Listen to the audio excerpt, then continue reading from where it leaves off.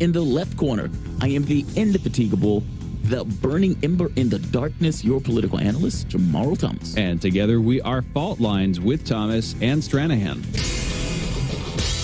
Good morning, everybody, folks. Let's get into the headlines. First up in COVID news, there were about 22,314 new COVID cases reported in the United States yesterday. That with about 449 new deaths, call it 450.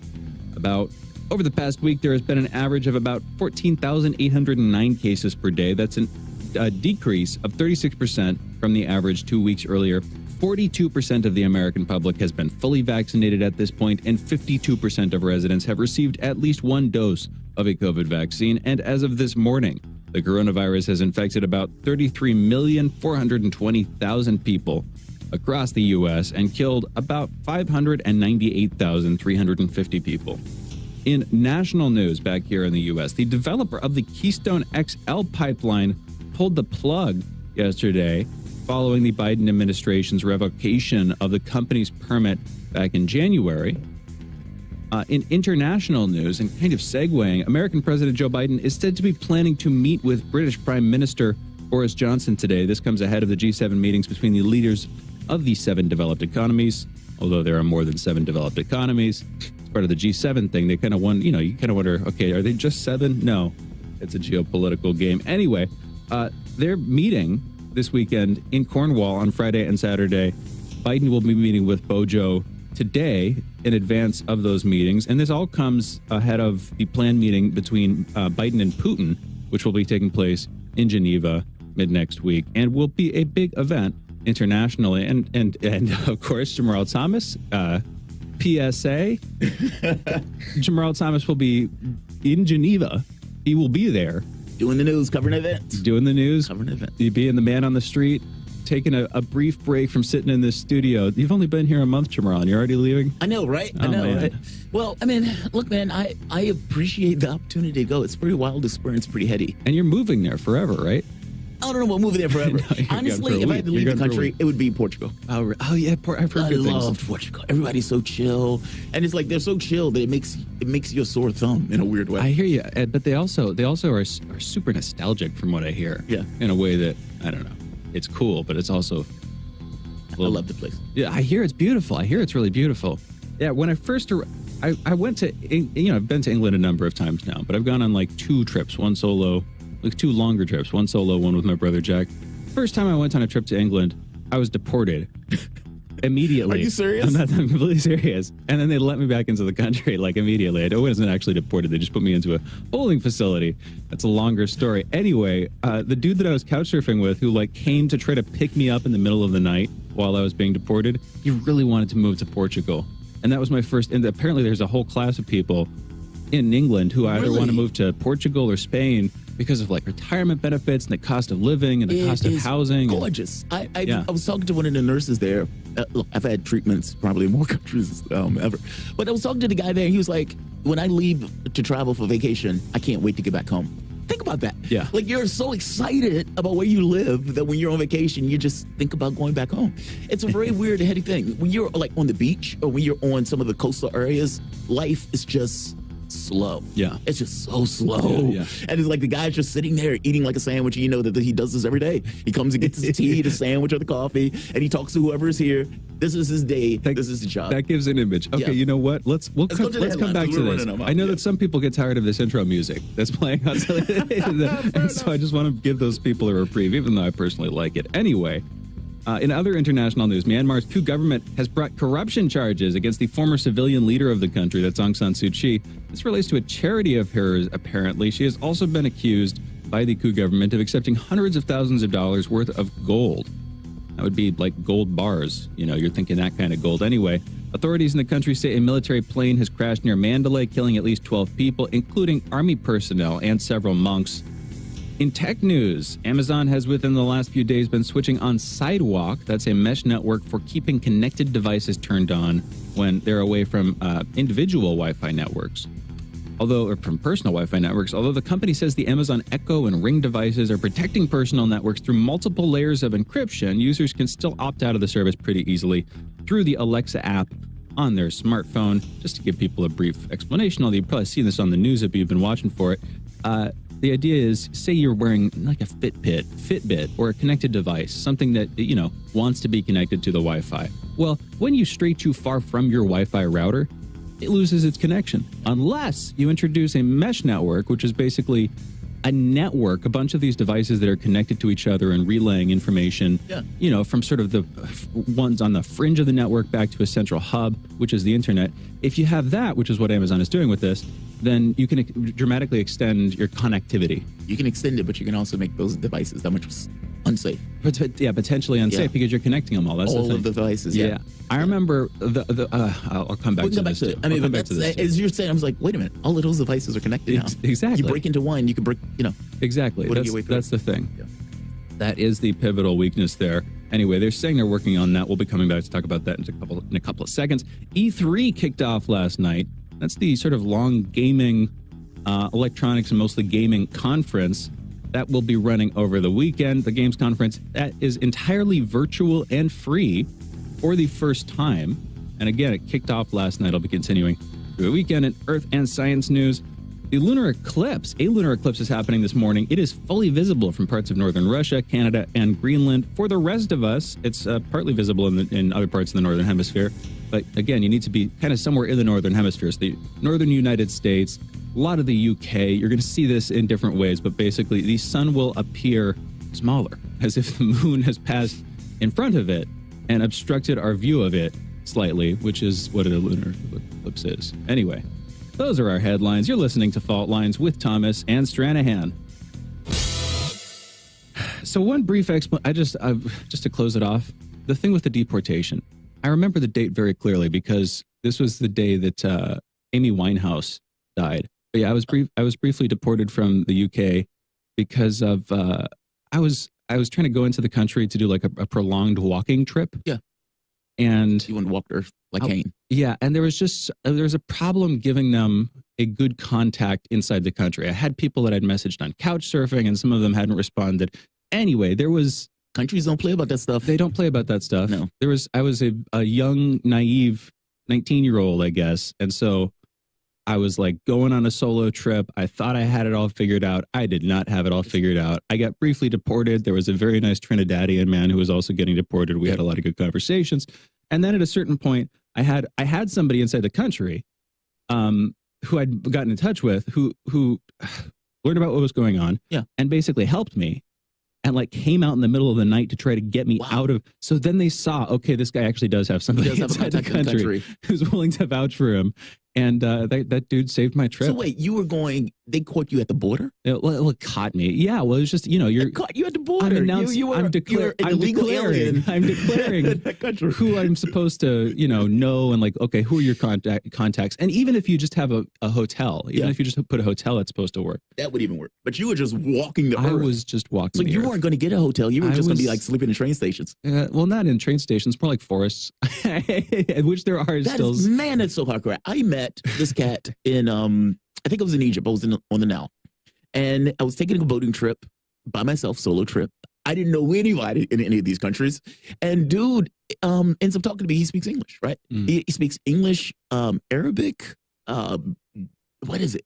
English, Arabic, Spanish, and Hebrew, or something like that. Like shockingly, in his thing. So he would interpret places, though. Yeah, it's astonishing. He would interpret to his family, to being back and forth and that type of stuff. Yeah. He would do that. He was like, yeah, man, I was in the trip. He says, after 3 or 4 days sleeping in a train station, things get tough. Yeah. I was like, are you insane? 3 or 4 days? I wouldn't even postulate that as an option.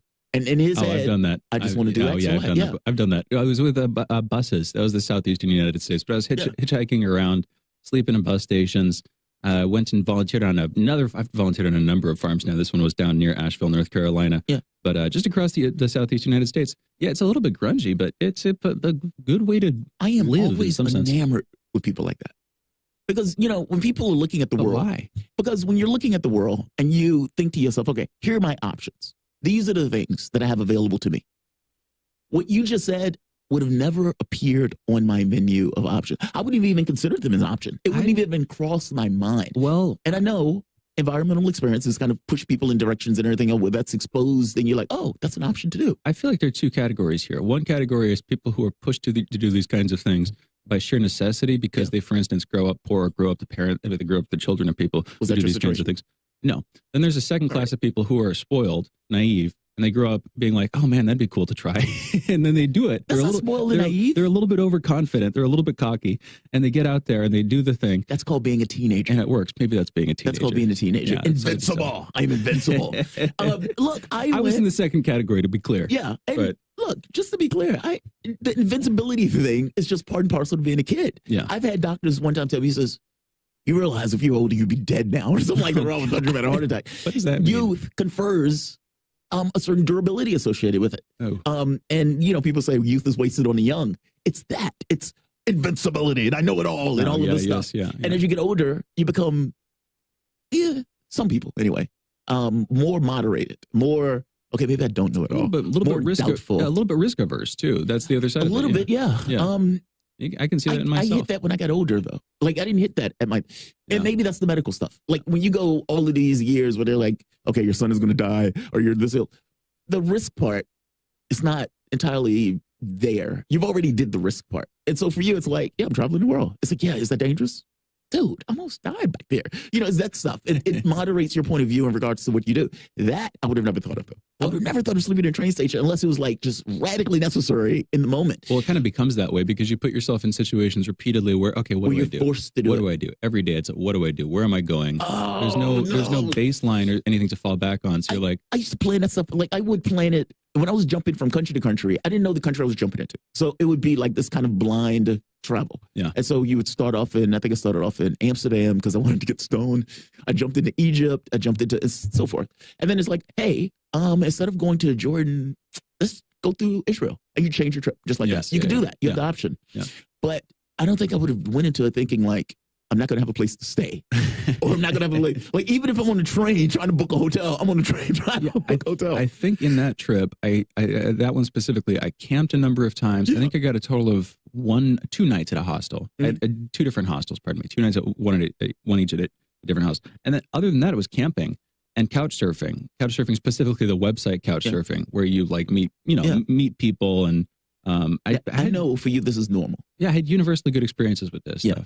And I know that for you, when you look at this, you're like, this is an option. Growing up and feeling about it, I was like, I want to increase my stress tolerance. What I want to do is I want to put myself in situations that are going to be modernity. I don't need to be a wicked man for modernity. Exactly, because it's like growing up in an overly hygienic environment. Well, at a certain point, you probably want to like break your own barrier, get out and be dirty for a little while or something like that to make yourself stronger, because then otherwise you're coming up at a homogeneity. You're coming up out of something that's a little bit too, this is abstract, but self-similar or something like that. It's a little bit too stagnant. But if everyone else is already in that scenario, meaning the harder edges, the harder man on the frontier, the John Waynes of the world are no longer needed, then why do you need to do it? My mom and I got into this conversation. I don't think that's true, though. I don't even know if it's about need. It's no longer needed. I think it's more about desire, and desire creates a kind of need. What is this is getting way too philosophical. But what is no? If it's an opportunity, do we need to pursue those opportunities, or is it just like try it, see what it does to you? You know what I mean? I do think a lot of people want to do it. Like, why did I travel? I traveled because I wanted to travel.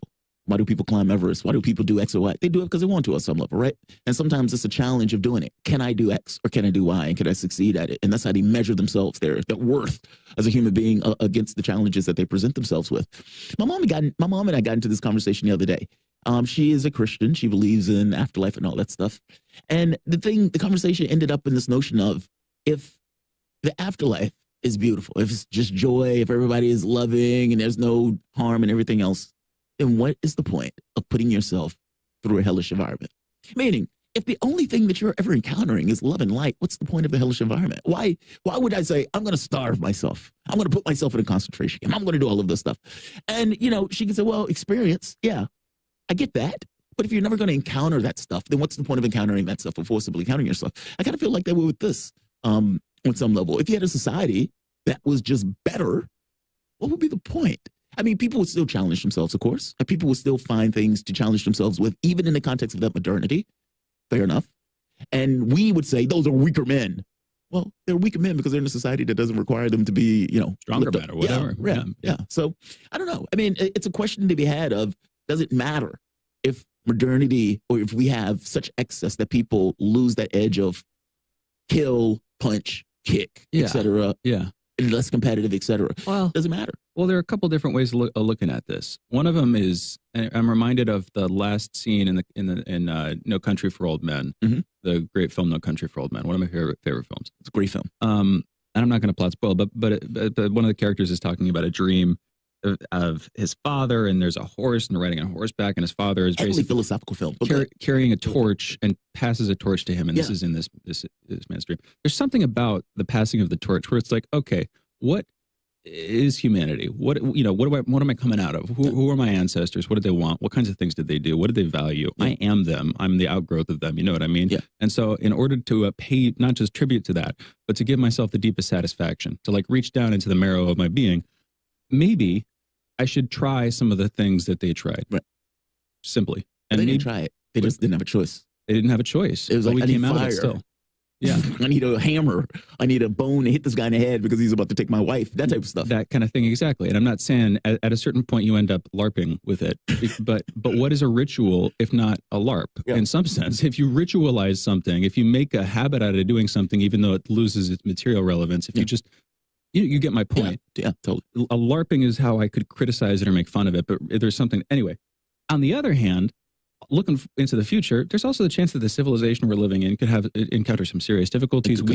We could probably want to be strong. We probably don't want to just be weak because the environment incentivizes that or doesn't need us to be strong. Maybe we want to be strong, not just for our sakes, but because if something happens, you want there to be strong people there, right? And I'm not even saying that I am that way. I'm just saying the general question. Yeah. You want, I know what you mean. You want people to have a certain caliber of strength where they can deal with situations as they present. So yeah, I do get that. Yeah.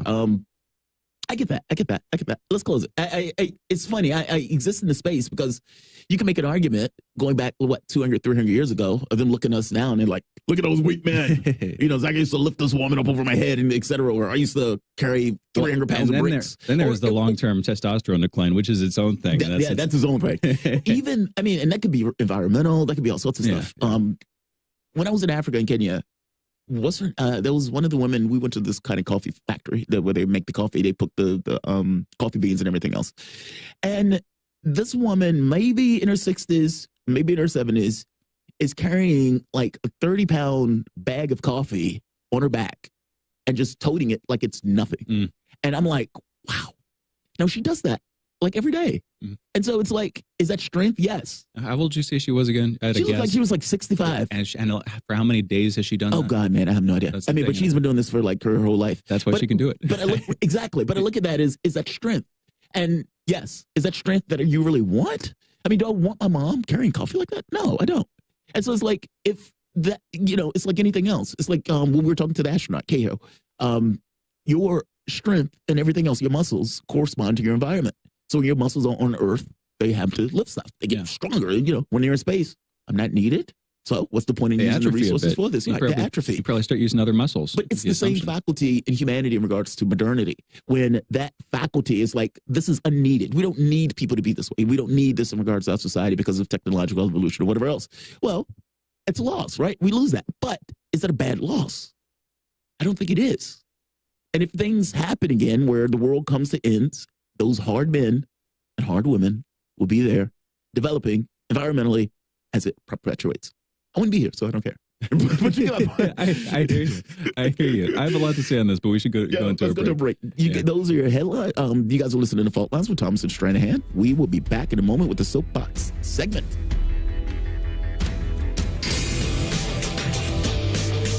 Fault Lines. Radio Sputnik. We speak your language. Find us at SputnikNews.com. What do we want? News, politics, and culture. When do we want it? Wait, we weren't finished. News, politics, and culture without the red and blue spin. Okay, so now when do you want it? Daily from noon to 2 p.m. Eastern Time. Okay, satisfied now? Never. Tune into Political Misfits on 105.5 FM in Washington, D.C. and on 102.9 and 104.7 FM in Kansas City, Missouri. Daily for our analytical fix. No surrender.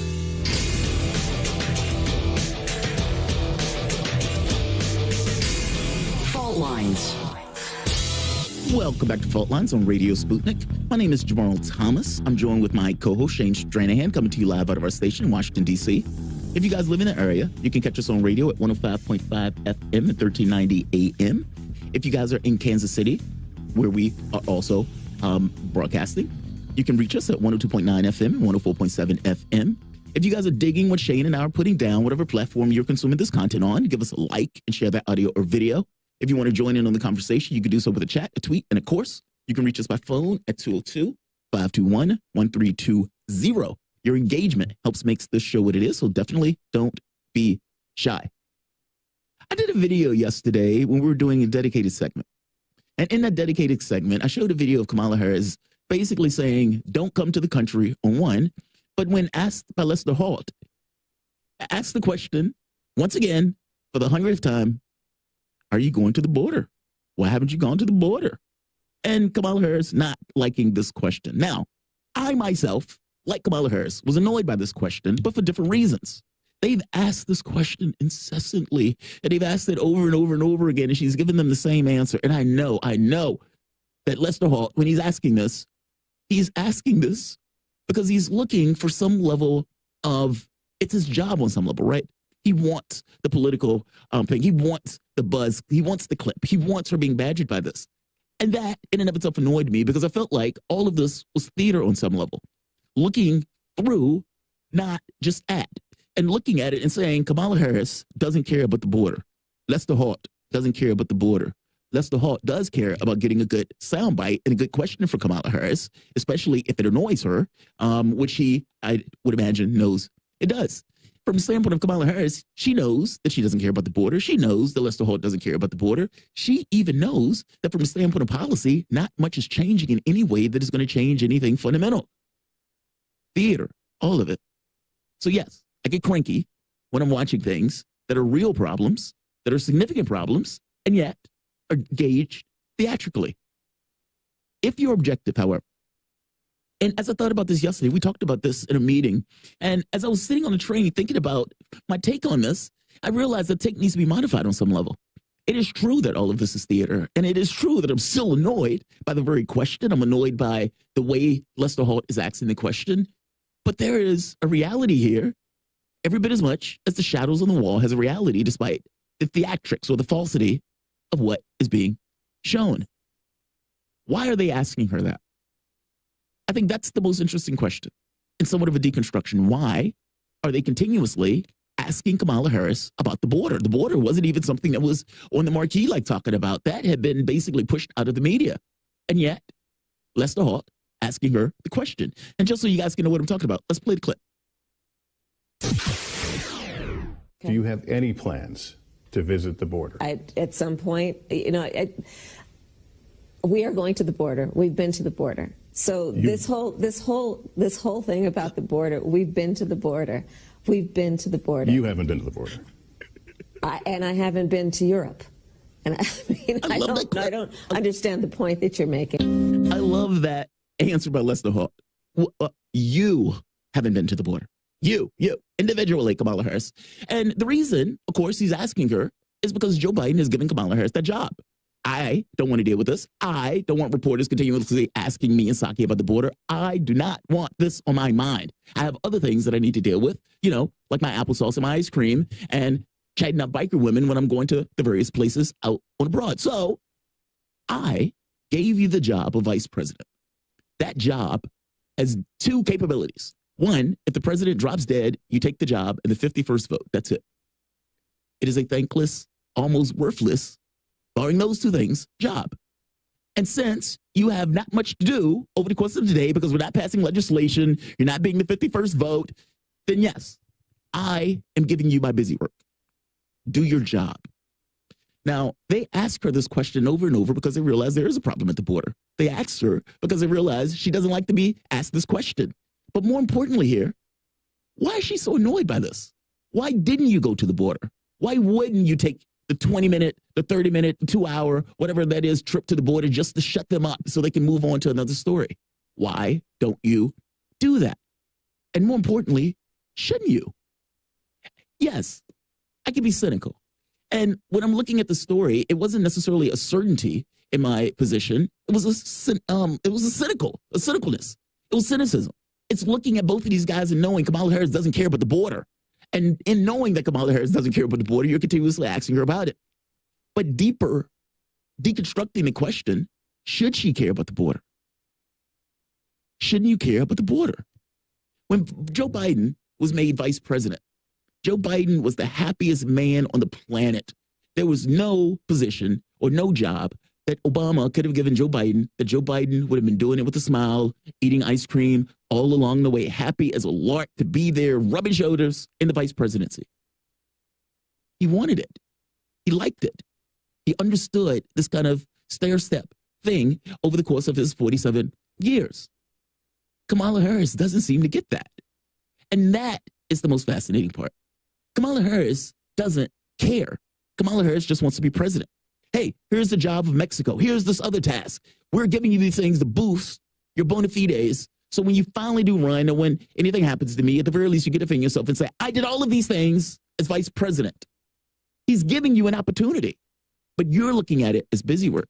And on some level, maybe it is busy work because the policies and everything else are changing. However, it's still work. It's still a job. And it's still a thing that you could use to distinguish yourself.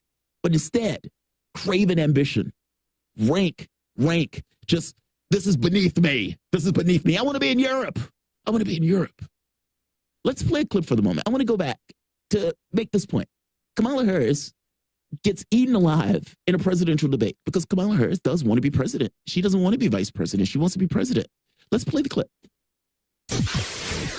Congresswoman Gabbard, you took issue with Senator Harris confronting Vice President Biden at the last debate. You called it a, quote, false accusation that Joe Biden is a racist. What's your response? I want to bring the conversation back to the broken criminal justice system that is disproportionately negatively impacting black and brown people all across this country today.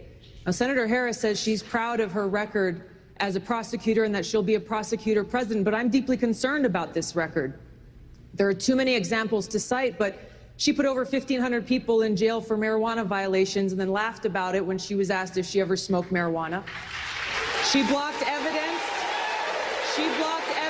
That would have freed an innocent man from death row until the courts forced her to do so.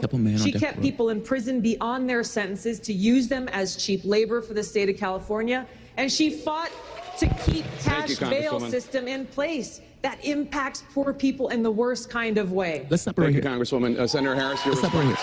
Kamala Harris's presidency ended in 30 seconds right there on that debate stage. And it was basically bringing up, this is her life. And the public recoiled, booed, even on some of the questions when she mentioned keeping a man in jail on death row when a judge had to force her out. There's more stuff she could have went to. But I'm making the point that ended her political career. She was magnificently unlikable. Top-tier candidate, Kamala Harris. Tulsi Gabbard stayed in that race, had a certain contingency, and when Kamala Harris flamed out, Tulsi Gabbard still remained in that race. Kamala Harris had a response to Tulsi Gabbard that didn't deal with the reality of the things that was said about her from a character standpoint. Instead, she chooses to deal with the status of Tulsi Gabbard. Let's play this clip real quick. This is going to sound immodest, but I'm obviously a top-tier candidate, and so I did expect that I would be on the stage and take hits tonight because there are a lot of people that are trying to make the stage for the next debate. Yeah, for a lot of them, it's do or die. Well, yeah, and especially when people are at 0 or 1% or whatever she might be at. And so I did expect that I might take hits tonight.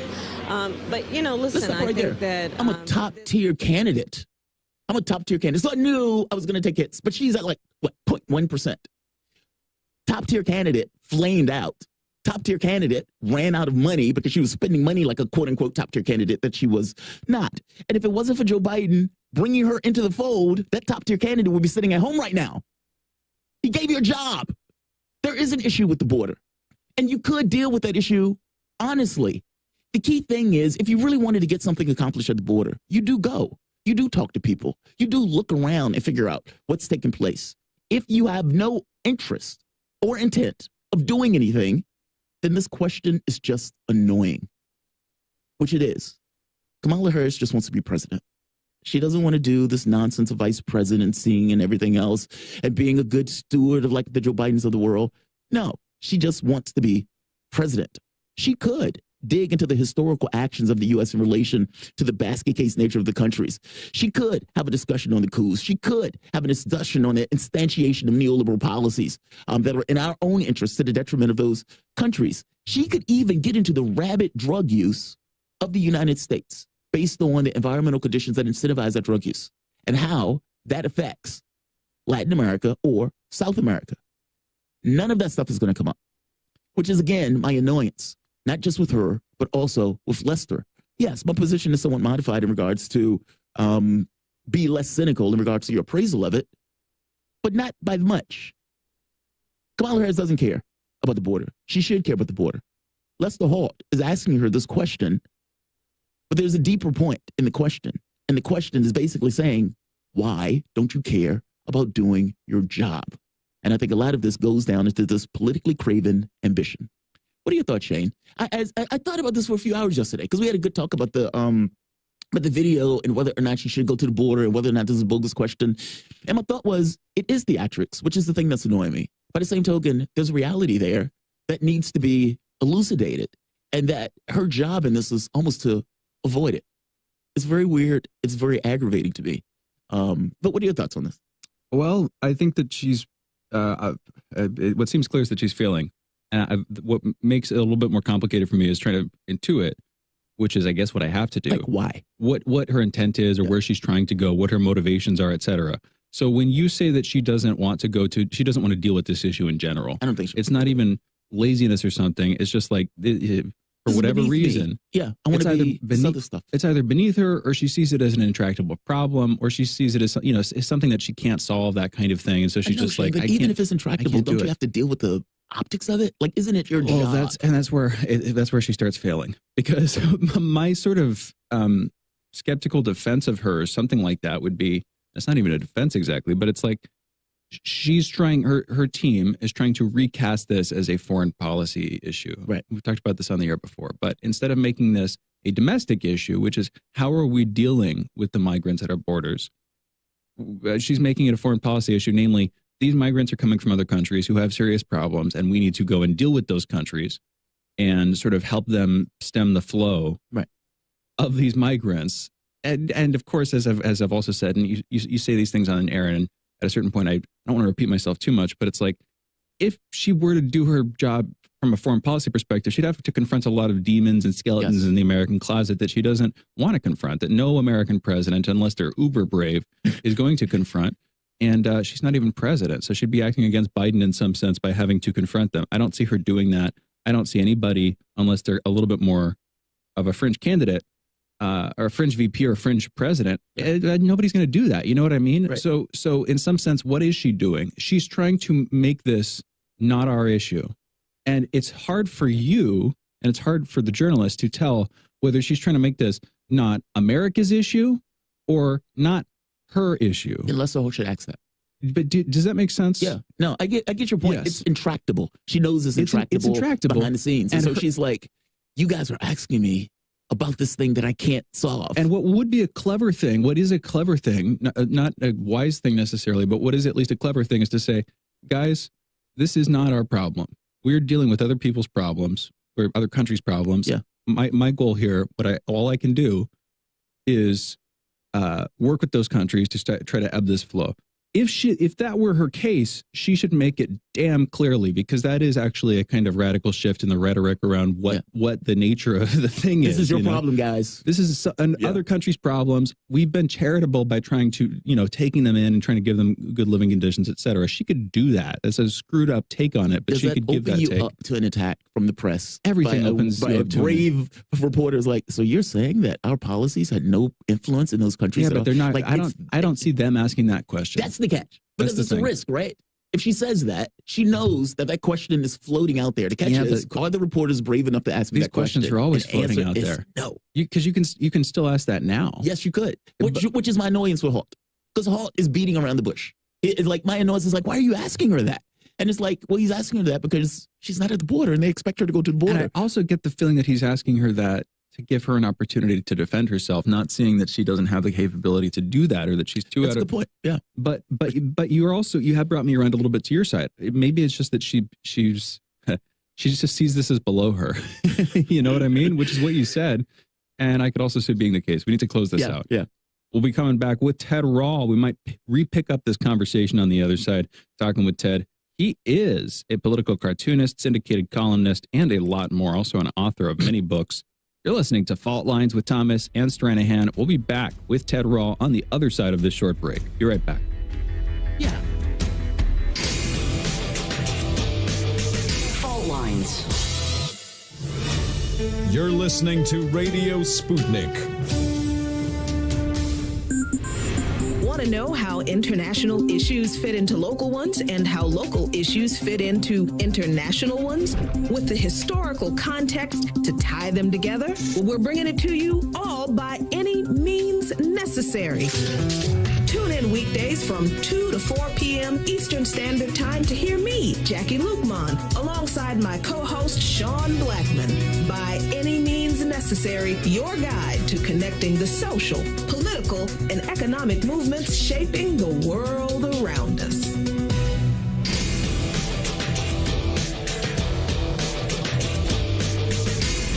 Fault Lines. Welcome back to Fault Lines on Radio Sputnik.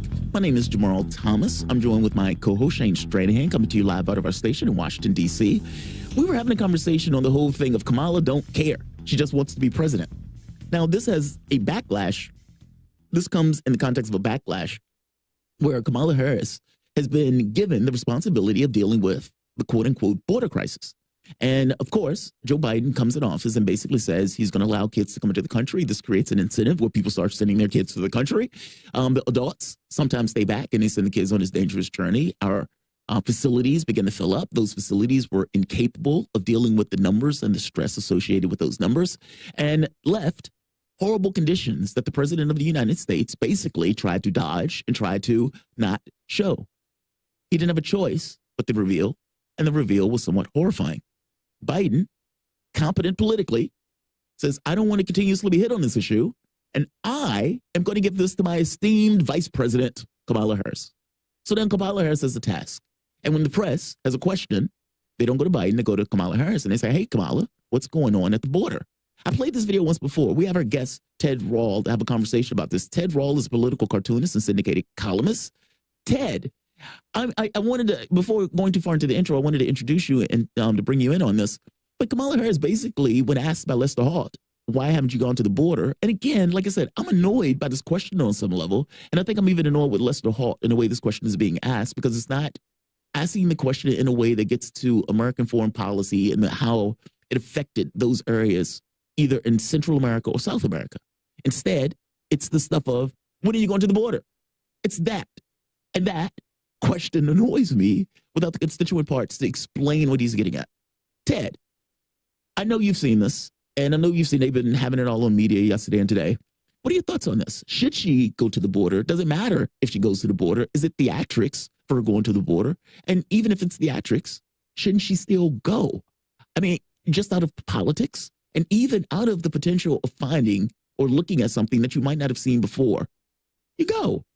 It just, I mean, my position on this is somewhat changing slightly just based on the conversations we've had. I think I'm starting to agree with the people in the room.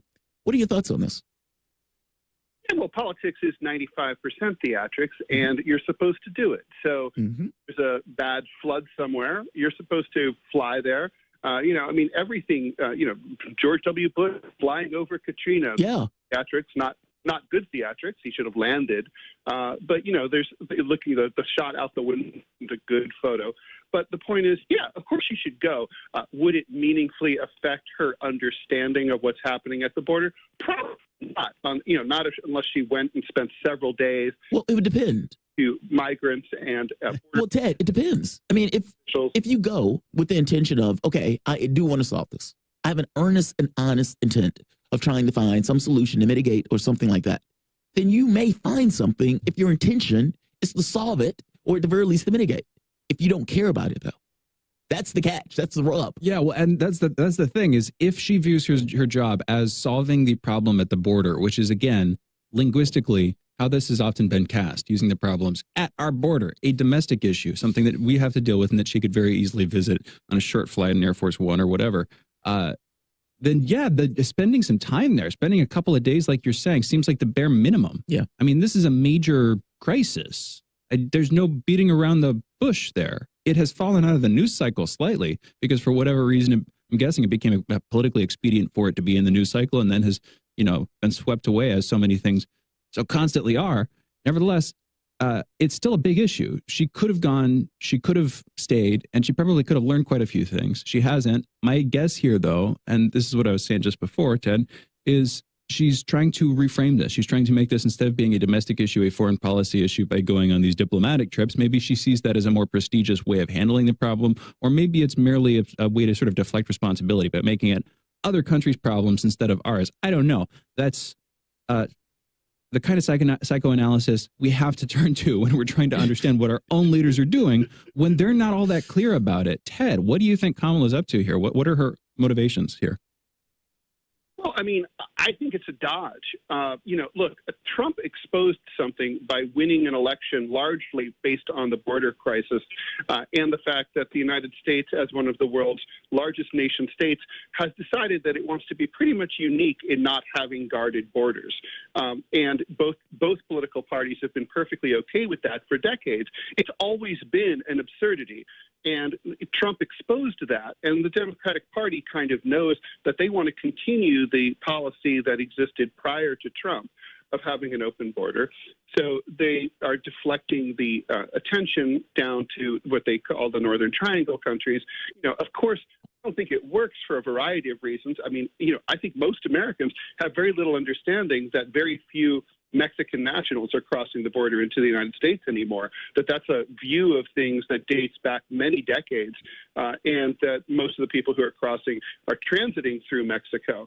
And, you could still argue that's still a Mexico issue because the Mexican government is allowing that to occur. But it's a deflection. I think it's a doomed to failure deflection. And in terms of the visit, I kind of have a fantasy of a king of yore going undercover, as an ordinary citizen, just in order to really get the truth and hang out at Starbucks down in Juarez and see what's really up. But again, that's when you care. That's when you care. I mean, that's when you legitimately say, I'm going to try to get a handle on this issue. But also, is that where a king would go would they go to a Starbucks in Juarez? I get the point you're making. You just sort of put on your street clothes. You take off your regalia. Just figure out what happens. You What's go the and real sit world? with the hoi polloi. But a Starbucks in Juarez, that sounds interesting and kind of nice in its own way. That is pretty funny, actually. Good imagery, Ted. I'm curious, though, Ted, when these guys are doing this, I mean, for example, when Lester Holt, and let's play the clip. Andre, if you can re-cue that up, and I'll come back to it once you get it. When Lester Holt is asking this question, and this question is basically, why don't you go to the border? And Kamala Harris doesn't like it. Lester Holt knows that she doesn't care. Or does he know that she doesn't care? I'm always really curious about what goes on in their heads behind the scenes when they're asking questions like this. Because there's so many ways that this questions could be asked that's a little more vicious, I suppose. Let's play the clip. Do you have any plans to visit the border? At some point, we are going to the border. We've been to the border. So this whole thing about the border, we've been to the border. We've been to the border. You haven't been to the border. And I haven't been to Europe. And I don't understand. I haven't been to Europe either. I don't understand this question. The more I hear this. Yeah, it aggravates me the more I hear it. Lester Holt could have said, well, look, there are things that you could see at the border that you couldn't see otherwise. And if you are serious about regarding this issue and dealing with this issue, it seems that you would go to do that. Lester Holt could have said that. Lester Holt could have even went further and said, our policies have had detrimental effects in South America and Central America that is incentivizing people to come here. Do you believe that's true? Meaning, do you believe that American policy has something to do with it? Lester Holt could have even asked it that way. That's my aggravation with Holt on some level. My aggravation with Kamala Harris is that I don't want to be here. I don't want you asking me this question. I don't want to deal with this issue. And the tone of exhaustion and irritation from Kamala Harris, like the frustration there, is by its nature condescending, which is not what you want to hear when you've pass, when this is the person, in other words, who we're relying on to solve this problem. And they're like, really? I mean, I'm not even going to try to imitate your tone, but. Yeah, compared to Pence, when Pence had to deal with COVID. I don't think Pence wanted to deal with COVID. But compared to Biden, when Biden was dealing with pretty much anything that Obama gave him, he was happy as a lark to do it. And yeah, with Pence, with the constant briefings on COVID. Yeah. Kamala Harris, puff the smoke. I don't want to deal with the Mexico issue. Ted, I want to be in Europe. What do you, I mean, I don't want to fixate on the small stuff too much, but what do you think about her tone? What does that say about her? And again, vice president, a big person in her own way in terms of what she's been delegated to handle here. What can you read from her, Ted? Well, first of all, that dismissive laugh will be the reason she loses her run for the presidency. Yes. I mean, it's on everything, including her love of sending innocent guys. Keeping them in jail. Yeah. Yeah, no, it's unbelievable. And I think she probably, I think this falls on the administration. I think she's probably frustrated. She knows that she doesn't have a good answer to this question. I mean, and I don't understand, like, she can't miss 2 or 3 boring meetings in D.C. Yes. That's my point. Yeah. It's a 2-hour drive or 2-hour flight, free, on the government dime. 15 minutes on the ground, wave a little bit, bye. Who's going to know? It's like Donald Trump flew to Afghanistan to visit the troops and got mileage out of that. That's a little further. And it's, the optics of it are terrible. The thing is, you were talking about the broader issue of whether she cares about anything. And, it's really always an interesting question. I mean, with someone like that, it's always about ambition, but you kind of hope that the ambition is couched in the form of, I have a goal of changing the world and the country a better place and helping people. And we don't know if that's true or not. And you know what? It's not, like, as you guys alluded to, it's not our job to try to, play criminologist and figure it out, right? Yes. It's their job to tell us clearly. Well, no, but it's not our job. It's their job to tell us. I mean, we need to make sure they're being legit about it, but they should be telling us very clearly, this is our intent on any issue. That's what we want. Any issue. That's what we want. Well, that's what we want, and that's what we deserve. And that's how government in a democracy is supposed to work. Otherwise, you have, by various layers of obfuscation, an authoritarian government, not a democracy, because the public has no clue what's actually happening. Is that true?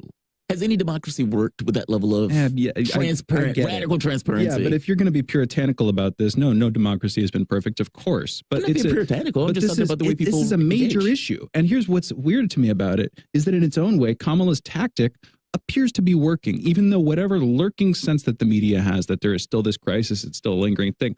All that seems to be expressing itself in, at least on the more left-leaning sides of the news spectrum, as you can see with Lester Holt. Actually, this is both. Are hitting her. Well, both are hitting her, but I'm saying it's here's where I'm going with this. This is what they're bringing up about it. Yeah. They are not routinely criticizing Biden, the left, I mean, on the border issue. What they're making it about is the right-wing issue, and Lester Holt is almost just adding on to that, or just, giving it its due diligence or whatever by asking it in this, to his credit. Yeah. It's just on her not visiting the border. In other words, the migrant crisis itself has been swept out of the media. And so her tactic might have worked in some sense. She did the diplomatic trip. Like you were saying, Ted, she has tried to pivot. And so in some sense, it's worked. What do you think about that? Has it? Will it? Where's this going? Ted, that's another way to look at it. What's your take? I don't think it is working. Because I think for the average American who's working multiple jobs to get by and is scared of COVID and has a million other things on their minds, they're just reading the headlines on Twitter maybe, and they know that there's still a border crisis. They know people are still crossing the border. They know that they pay way too much money in taxes for their border to be unguarded like this, and that's all they care about. So, trying to do as Democrats often do, dig deep into some sort of distracting weeds, just doesn't work. It's going to come down to the numbers. I mean, until people hear, hey, nobody's crossing the border illegally anymore, it's not going to be deemed solved. Is the border unguarded? Is it really unguarded? I mean, there's fence, there's guards, there's, paramilitaries that apparently just kind of spring up. Yeah, but more crossings now than we've seen in decades. Well, I suspect that's a lot of the incentives that are built, meaning effectively standing down in a lot of cases. Yeah, right. It's policy on some level. But let's get to a different issue, because I don't want to get too. We talked about the immigration part. there's a really interesting article in Washington Post that came out, I believe, this morning by Tom Perriello. Now, Tom Perriello, candidate, lost the seat. And the article is named, "I Took a Vote That Cost Me My Seat. I Know What Joe Manchin is Facing." And it's an opinion piece where he basically says, I took a vote on Obamacare, and that cost me my seat. And he's basically saying, I know where Joe Manchin is coming from. But he comes to the conclusion that what is the point of being given power if you don't use it? And if you don't use it for these big items? And he makes the point, he says, I'll just read it. He says, a decade later, I carry 3 lessons for my healthcare vote. First, no regrets. Why ask voters for political power if you're not going to use it when it matters most? Second, tough votes are better taken early in the election cycle than late. The months we took debating healthcare did not make the bill stronger or more popular, and every Republican voted against it anyway. Meaning we weakened the vote, we pushed it all the way out to the election where people can still be complaining about it, and none of the effects are seen from it, and the Republicans voted against it anyway. Third, Americans are so deeply cynical about Washington that the only way to build support for a broad bipartisan set of voters is to err on the side of the boldest possible reforms. Tom Perriello is not a full-blown lefty. He's coming to these conclusions after losing his seat saying, yes, I lost my seat, but it was worth it for that vote. How many people got health care because of that vote, despite me losing my seat? Now, I find that to be phenomenal because on some level, he's having this level of introspection and coming to a conclusion that, yes, I lost my seat, but I did my job regardless. Manchin is in this position on some level. I think it goes a little bit deeper with Manchin because I think if the filibuster goes away, Manchin has a lot to answer for. And also there maybe is this element of Manchin in West Virginia, him thinking it's a Republican state, I got to do X or Y to get in office. But Tom Perriello, I think, really has a really good point. And it goes beyond this individual of getting in office. It goes into this kind of philosophical reason of being in power in the first place. Ted, how do you see that? Do you think Tom is right on that? That, look, there are tough votes that you have to take, but it's your job to take that tough vote, even if it takes you out of office. Like Starfleet, sometimes you have to end yourself to save the ship, and you're expected to do that. Same here. What are your thoughts on this? Well, 1,000%. You know, I mean, when LBJ became president, he sort of famously told his insiders that he was going to take a lot of risks and do big things because, quote unquote, you know, what else is the presidency for? Al Gore's father, the senator from Tennessee, you know, brought his family together, little Al, and told them, look, I know you guys like living in D.C., but the Vietnam War is wrong. And even though, and this is a conservative state, and I'm going to vote against the Vietnam War. And indeed, he did lose his seat. I mean, the problem is that these politicians view themselves as career politicians. Yes, it's a job. Think that it's a job for life. Yes. It's not. It's supposed to be a term of service. And you go in and you do it, and, you know, you are supposed to eventually fall on your sword for something that's important and take the fall. It's noble. And it's right, and you have to choose your battles. Now, I think with Joe Manchin, you know, I think it's a little. I mean, yeah, he's in a state that went for Trump by 40 points. Yeah. I think that's who Joe Manchin really is. Me too. Would vote the same exact way if he was in a state that was a blue state. And also, he's loud, but he is not the only pro-filibuster Democratic senator in the conference. Right? Semina is another one. Yeah. And, you know, if Joe Manchin vanished tomorrow and was replaced by an anti-filibuster Democrat, the Democrats would not be able to get that vote through. Republicans are right about that. So, you know, if Manchin's just, you know, he's a symbol and he's happy to play the bête noire here. But I don't think Republicans are right about that, Ted. I don't think they're right about that at all. Look, let's say for the moment, postulate that instead of Joe Biden, you had LBJ. I'm not even going to go to FDR, LBJ. Do you think he could get the filibuster or, for that matter, the $15 an hour or the PRO Act over the finish line? I'm saying yes. $15 minimum wage, no question. PRO Act, no question. Filibuster, maybe.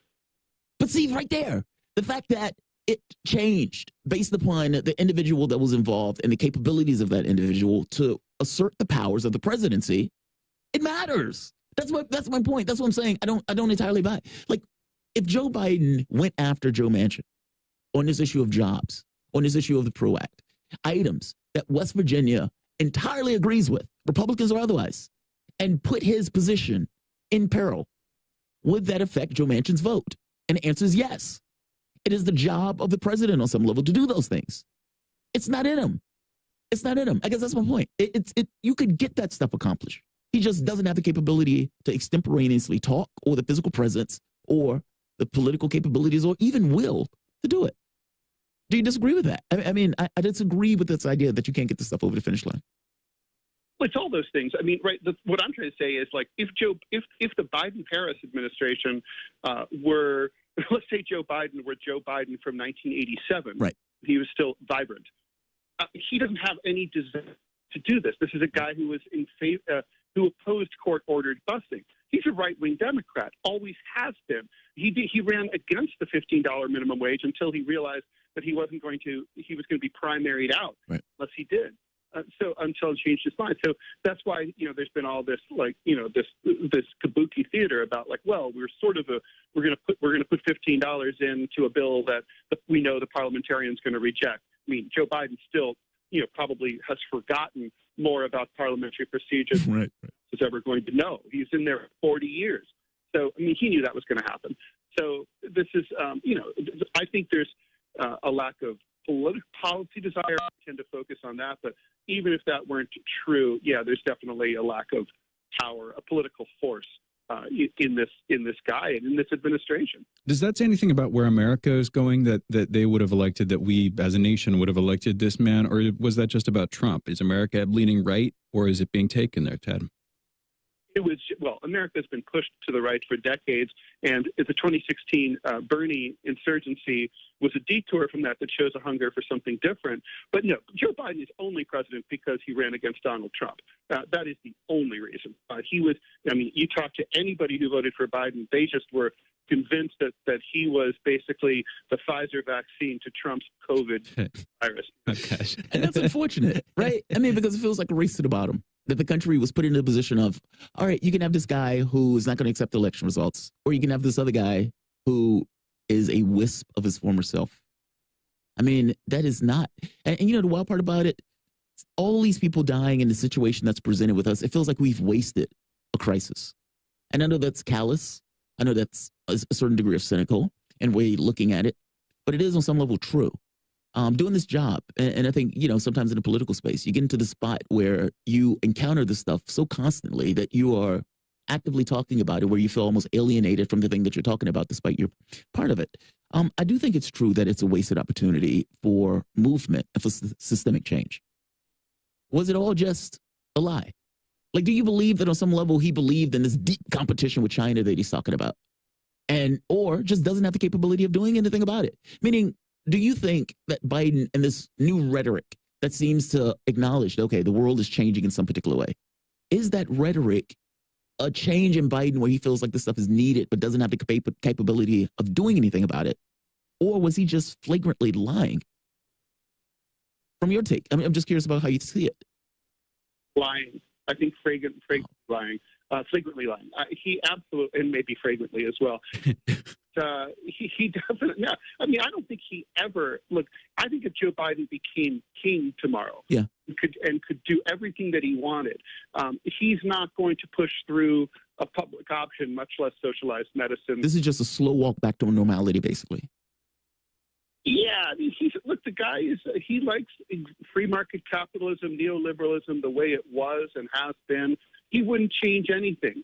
There would be like nips and tucks around the edges, but we would still, the military, foreign policy would still be pretty much the same. There would be no radical changes under King Biden. Ted, we're gonna have to end it here. Ted, really appreciate your coming in, man.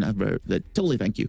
Ted Rall is a political cartoonist and syndicated columnist. You can follow Ted on Twitter at Ted Rall and read his cartoons at raw.com. You guys are listening to Fault Lines with Thomas and Stranahan. We will be back for the next 8 o'clock hour. Back in a moment.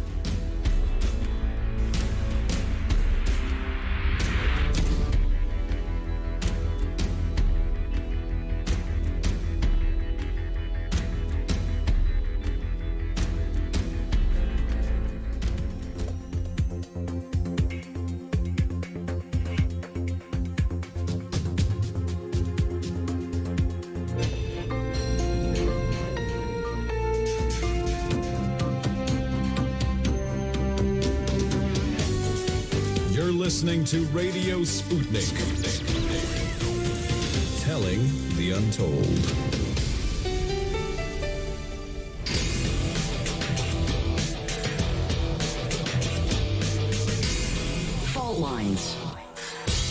live from the divided states of America, precipitously perched at the edge of this resilient and exploited cosmos. Welcome to your context lens for the American perspective. In the left corner, I am your ever-vigilant, your indefatigable political analyst, Jamarl Thomas. And in the independent corner, I am your political analyst, Shane Stranahan. That would mean, or at the very least strongly imply, you are listening to Fault Lines with Thomas and Stranahan. All right, let's get to the headlines. Really good show this morning. A lot of energy. I like it. So let's do this. In the news, about 22,314 new COVID cases were reported in the United States yesterday, with about 449 new deaths. Over the past week, there's been an average of about 14,809 cases per day, a decrease of 36% from the average 2 weeks earlier. 42% of the American public has been fully vaccinated, and 52% of residents have received at least one dose. As of this morning, the coronavirus has infected 33,420,582 human beings across the United States and has killed 598,355 men, women, and children. The developer of the Keystone XL pipeline pulled the plug yesterday after the Biden administration revoked the company's permit. American President Joe Biden is said to be planning to meet with British Prime Minister Boris Johnson today ahead of the G7 meeting between the leaders of the 7 countries in Cornwall on Friday and Saturday this weekend. This comes as towards the end of the European trip, Biden plans to meet with Russian President Vladimir Putin in Geneva. And I will be there covering that event for Radio Sputnik. Myanmar's coup government has brought corruption charges against former civilian leader of the country, Aung San Suu Kyi, relating to charity of hers. She has also been accused of accepting hundreds of thousands of dollars worth of gold. Authorities in the country say a military plane crashed near Mandalay, killing at least 12 people, including army personnel and several monks. Amazon has within the last few days been switching on Sidewalk, a mesh network for keeping connected devices turned on when away from personal Wi-Fi networks. Although the company says that Amazon Echo and Ring devices are protecting personal networks through multiple layers of encryption, users can opt out pretty easily through the Alexa app on their smartphone. E3 kicked off last night and will be running over the weekend. The game conference is entirely virtual and free for the very first time. That should be good. Lunar eclipse this morning. Fully visible from parts of northern Russia, Canada, and Greenland. Partially visible everywhere in the UK to parts of the northern United States.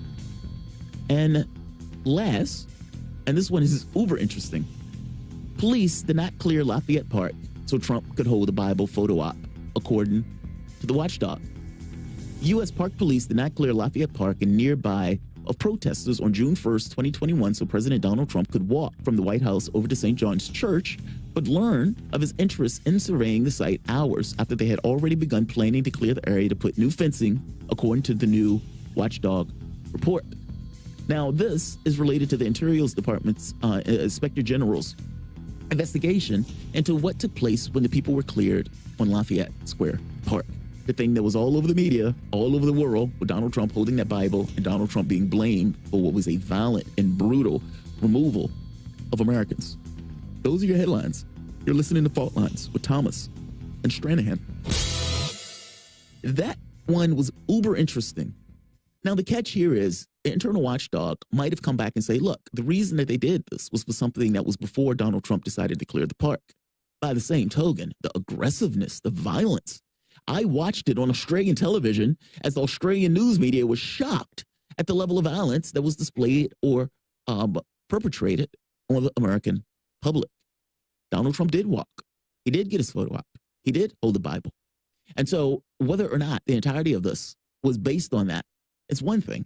But there's also the secondary question of whether or not the violence was emboldened, incentivized, increased by the level just because Trump was involved in trying to get these people out for the photo op. It's unclear to me. But that being said, I just want to point out that media almost uniformly presented the story as if Donald Trump just wanted his photo op. So for instance, right here, you have multiple stories. This is The Hill, how Trump cleared the park around the White House for church photo op. This was June 1st, 2021. You have a reverse fact check from Trump and his support about team gas falls apart. You have another one that was Watch the Post. Peaceful protesters tear gas to clear way for Trump church photo op. That was Reuters. And, of course, the gray lady, paper of record.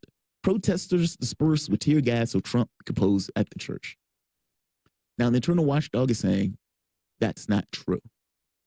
Look, I suspect part of it is true, part of it is not. I suspect the larger part of it is they probably were trying to clear that place out for something that was supposed to take place earlier. But it's a question about whether or not it got that much more aggressive because of Trump's wants. The other story to this that we were talking about over the course of in the headlines has to do with, where is it? This one, Amazon and its encryption services. The mesh network. That is a fascinating idea. I would love if we had a society, like say, for example, you visit a society, I don't know, you get abducted or something. They say, all right, Shane, we're going to put you here so you can see these experiences for a week. And as you walked around, you notice that people could just pluck information seemingly out of the air.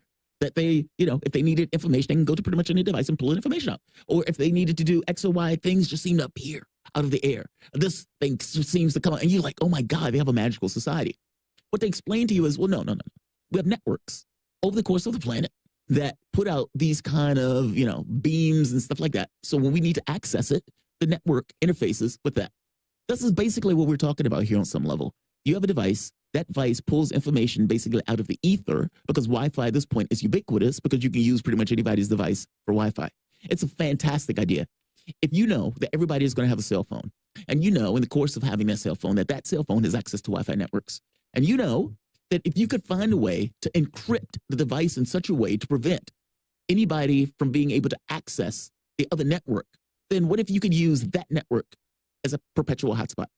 Meaning anybody that has a cell phone, and because everybody has a cell phone, you now have this kind of perpetual mobile hotspot that is ever present where everybody is basically dependent upon everybody else in regards to tech. Yep.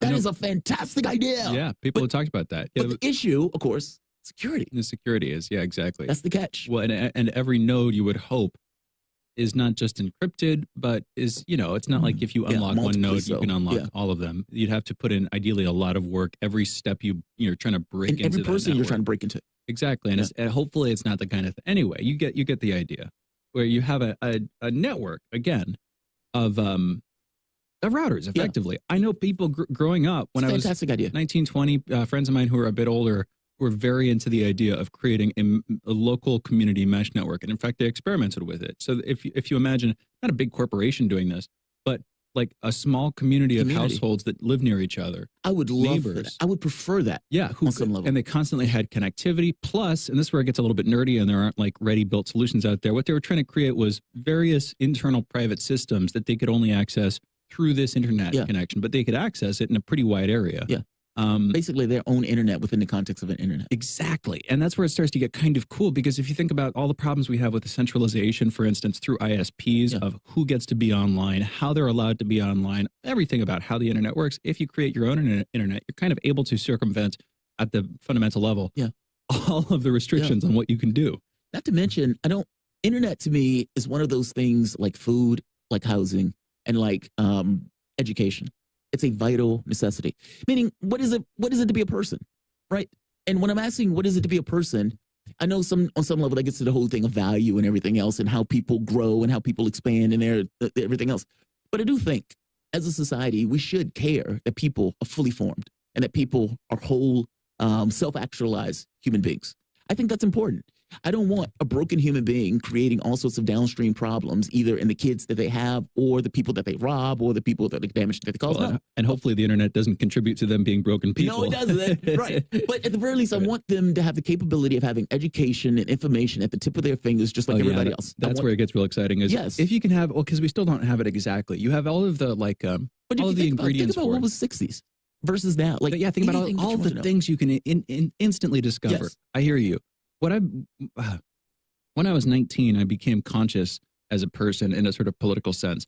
Before or after you were kicked out of the UK? Oh, it would have been after. It would have been because I went on the trip. I was gone for like 2.5 months. I'm totally teasing. I got pneumonia, and then I justified ending the trip after I got pneumonia as being like, well, what am I actually doing with my life? Did you? I went through a period of reflection, and I started to read different kinds of books. I've always been a reader, but anyway, I started thinking about in terms of institutions, a term and an idea I've started to use a lot since then. The first one I looked at, education. John Taylor Gatto, this author, The Underground History of American Education, great book.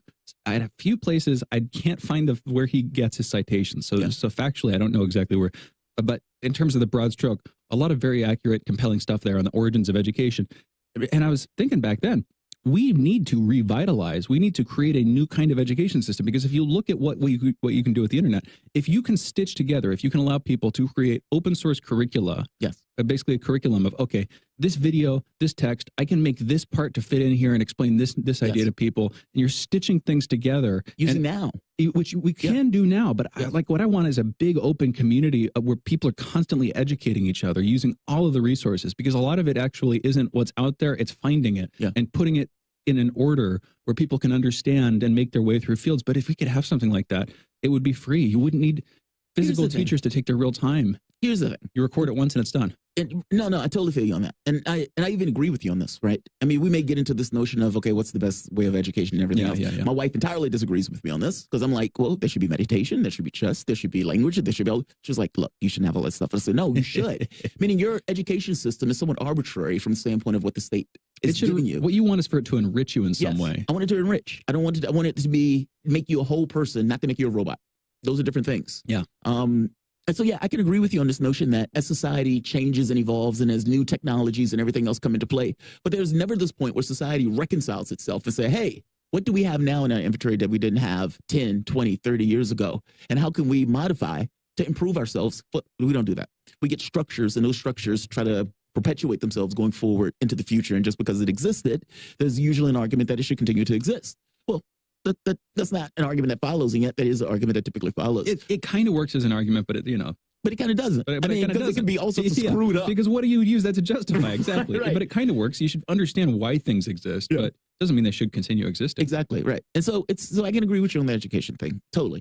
At the very least, from the standpoint of we can update, change, and alter how we educate our kids and what we educate them on. Yeah. I don't want them to just be robots, even though I understand this need in a society where it's like, okay, people need to be able to feed themselves. They need to be able to have a job. So it's more pertinent that they're a robot as opposed to, this kind of fully formed person who can question their reality and everything else. The person who questions their reality has to deal with the weight of existentialism. The person who just goes and does a job can just put money in the bank and live their life. The difference. So I do think, I do think there should be a difference in those things. The other thing is Perella and the difficult vote question.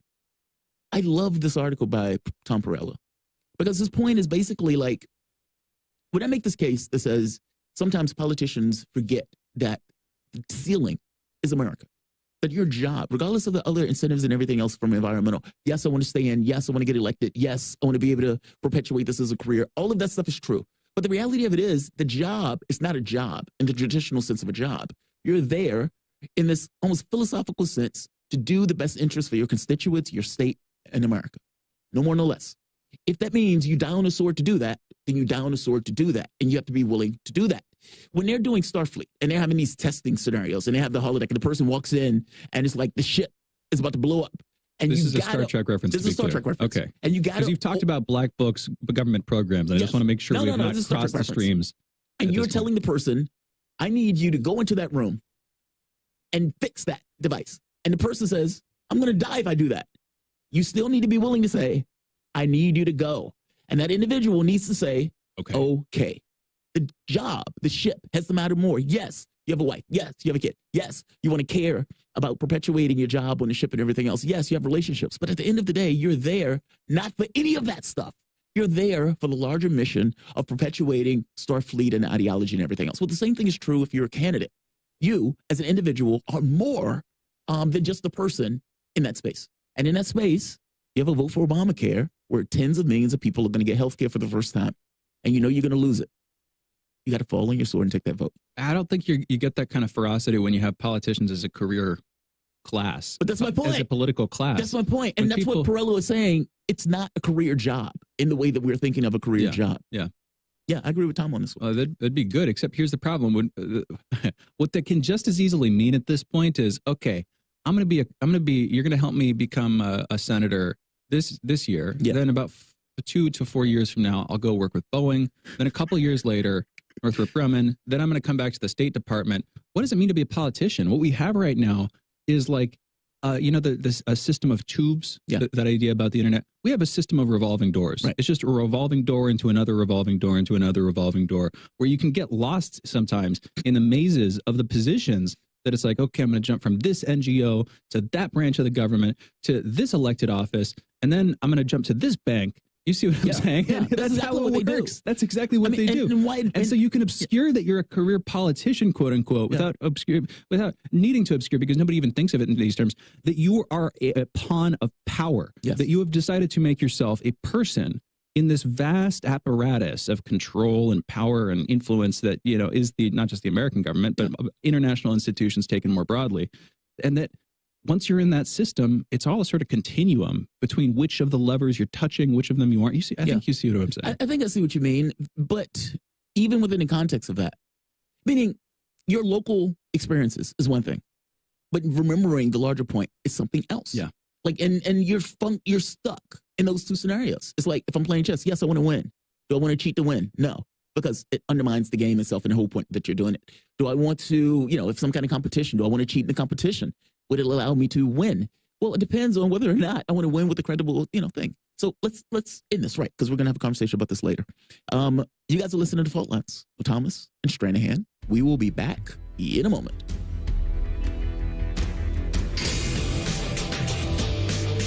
Fault Lines. Want to talk? Get in touch with us at radio@sputniknews.com. When the going gets tough, the powerful want propaganda, but we won't let them cancel the facts. Whether you're woke or drowsy, we know that you can handle the truth, and we're giving it to you every morning. Fault Lines with Thomas and Stranahan every Monday through Friday from 7 to 10 a.m. Eastern.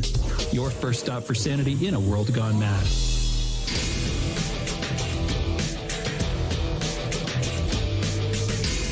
Fault Lines.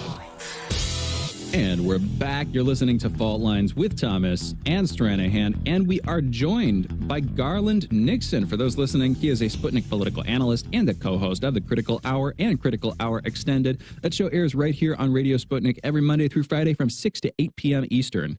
Garland, thank you for joining us. How are you doing? Good morning, gentlemen. I'm just wonderful, having a great morning. Well, I was supposed to go to the dentist this morning, and my dentist called in sick. But other than that, Your dentist called in sick. Oh, man. Wow. I got a couple teeth left that'll last me another. Good to hear. I sure hope so. I hope it lasts you the weekend. We're going to come back to politics very shortly, but this is genuinely a thing. And since we're all in the area, I can talk about this. Weather has been weird recently. Yeah. The weather has been hot. There have been storm warnings. The last I checked, storm warnings like practically every day this week. And then there was like a flash. I know this is truly not political, but it's weird, isn't it? Have you been experiencing that up there in Maryland, Garland? Yeah, this is mid to late July weather, which is this is mid-July weather in Maryland, which is 90, 95. And every day with those hot, as it cools off in the evening, thunderstorms roll through. So this is the norm for late July, not for, late May and early June. You certainly know it better than I do. And I will be honest, I think I might have told you this once. Garland, you're head of Fish and Game, state of Maryland, right? Or what was it again? Pardon me. Well, kind of. It's called the Maryland Natural Resources Police. It's a police department that does wildlife, amongst other things. But I was third in command. I was a major when I retired. See, and I guess that's where I was going. Cool position to be in. I will be honest, at a younger point in my life, and even at this point, that I would look at that and be like, that sounds interesting. It's just interesting stuff to be working on and things to be thinking about. Not thinking about all the politics of being, the police department, but the weather. I would think you know what you're talking about. You've been outside plenty and you've lived in the area for a long time. Anyway, Garland, thank you for joining us. Please do withstand my brief detour there. Coming back to politics, a conversation that has dominated our morning so far is about Kamala Harris, the border, and it's kind of, it morphs. It's turned into conversations about the state of our politics in general, as these things often do. Also looking at Biden and what he's doing, the relationships between vice presidents and presidents in general. But just to briefly summarize, Biden gave Kamala Harris, his vice president, the task of dealing with the crisis at the border, solving it ideally, but just it's her responsibility. She has been notably mute on that, doing some appearances, doing some interviews, but she didn't do a press briefing for the longest time. And what she seems to have done is instead of treating it as a domestic issue, she's tried to make it a foreign policy issue by going on this diplomatic trip to Guatemala and focusing on Honduras and, of course, Mexico for the influx. And, of course, she has also been badgered regularly for months now about when are you going to visit the border? When are you going to visit the border? And so we have this clip. We played it a couple of times this morning from Lester Holt, basically him asking her, when are you going to the border? Why haven't you gone to the border yet? And she kind of deflects, well, we've been to the border. But he's like, well, but you haven't been to the border, have you? And she says, no, effectively. But she's very, I don't know, petulant about it. She's frustrated. And it's as if she just thinks, why are you asking me this question again? Or why are you asking me this question? I wouldn't expect this from you, Lester Holt. Maybe the Fox folks. Anyway, that's the state of affairs. And we've been going back and forth on this throughout the morning. Garland, I want to turn to you. What are your thoughts on it? I'm sure you've been paying attention to this. Is she failing at her job? What do you think of the news media asking her about it? What's your take on it? Well, a couple of things. Number one, she's right. It is a foreign policy issue. However, the U.S. empire caused this problem doing imperialist stuff, and they're not going to stop doing imperialist stuff. Agreed. Who the Russian, there was a Russian writer, I forgot who it was, but what he said was, the poor people want the rich people to take to stop oppressing us and take their foot off our necks. They're willing to do anything to help us out except take their foot off our necks, right? And that's bottom line. If you look at like the countries, like she went to, I think, Guatemala. Yeah. Okay, we've got to talk to Guatemala. Well, wait a minute. The reason that Guatemala is unstable, the U.S. overthrew their government. Look, anyone can look up the Mayan genocide, overthrew their government, and trained squads that killed 150,000 people that supported the government that we overthrew. So she's right in that foreign policy is the issue. The thing is that they're not going to do anything to stop. We're doing the same thing there. I'll tell you, I think something interesting to bring AOC into it, to this thing.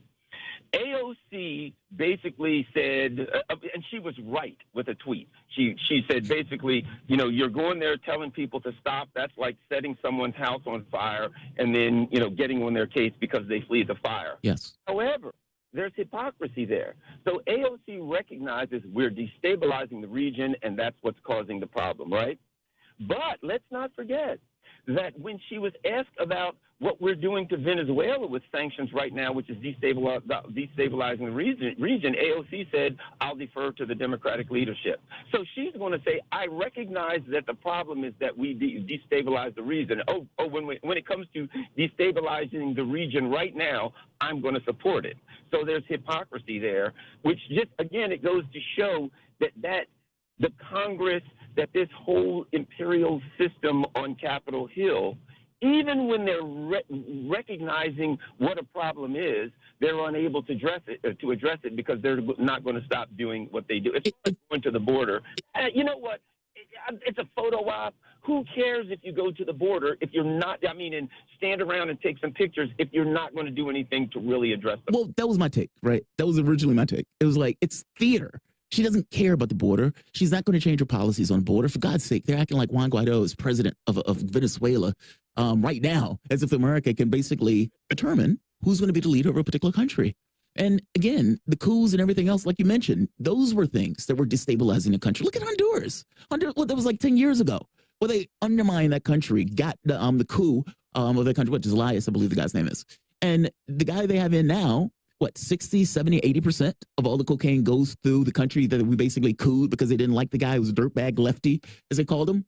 But they never associate that policy, those policies, either the voracious drug lust that's in the U.S., and that's a whole other thing about the reasons why that takes place, whether it's the drug laws or the way that we do foreign policy in regards to drugs, or the coups. Media, Lester Holt would never bring that up. Kamala Harris would never bring that up.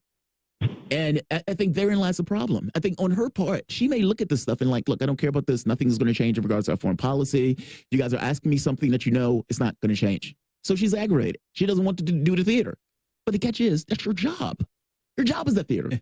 So I guess my point, Garland, is yes, it is theater. But on some level, isn't that her job? They would just shut up asking her that question if she took 2 hours out of her day to get on a flight to Mexico.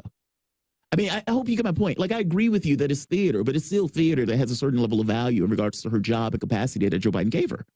Am I wrong?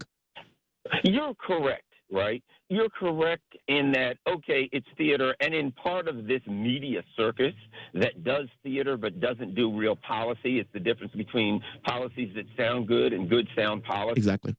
It sounds good. It looks good. And we'll all go, okay, yay, she went to hooray. Oh, well, what about as far as the issue? Is she going to address that? Who cares? At least she did. You know, it's like the politician that looks good in a suit and nothing else. But isn't that Lester's job? That's what we are accustomed to in America. We're accustomed to championship wrestling. We know it's fake. We know at the end that all of the people, that the bad guy and the good guy are both going to get kayfabe. That's it. Kayfabe. This is like, it's like I've used this word. I mean, this is like the fourth time this has come up on air with people being like, "Wait, what's that word again?" Yeah. I'm sitting here like, what's the word? There's a word for it. Kayfabe is what you're describing in professional wrestling, Garland, where you have it's all theatrical. All of the fighters, all the good, all of the evil, exactly like you were saying. Yeah. Yeah. There's a book called Mythologies. It's one of the 3 books that actors or actresses had to read in order to be in the Matrix, and it's called Mythologies. I forgot the name of I don't remember. It's Baudrillard or someone else. John Baudrillard. And there's a simulacrum or something like that. I forget the exact title, but yeah. But in there, they talk about that. They talk about the championship wrestling, that we're happy to look at her go to the border and like wave and take pictures, and then we can go, okay. But that's not us. How's the price is going? It's called wonderful. But see, I disagree that that's us. I think that's a perspective of media, meaning this kind of bubble that these guys are in, whether they find interesting. And so all right, this is interesting now, so we're going to keep asking her that question. Isn't it Lester's whole job to ask that, though? Like, I get your point.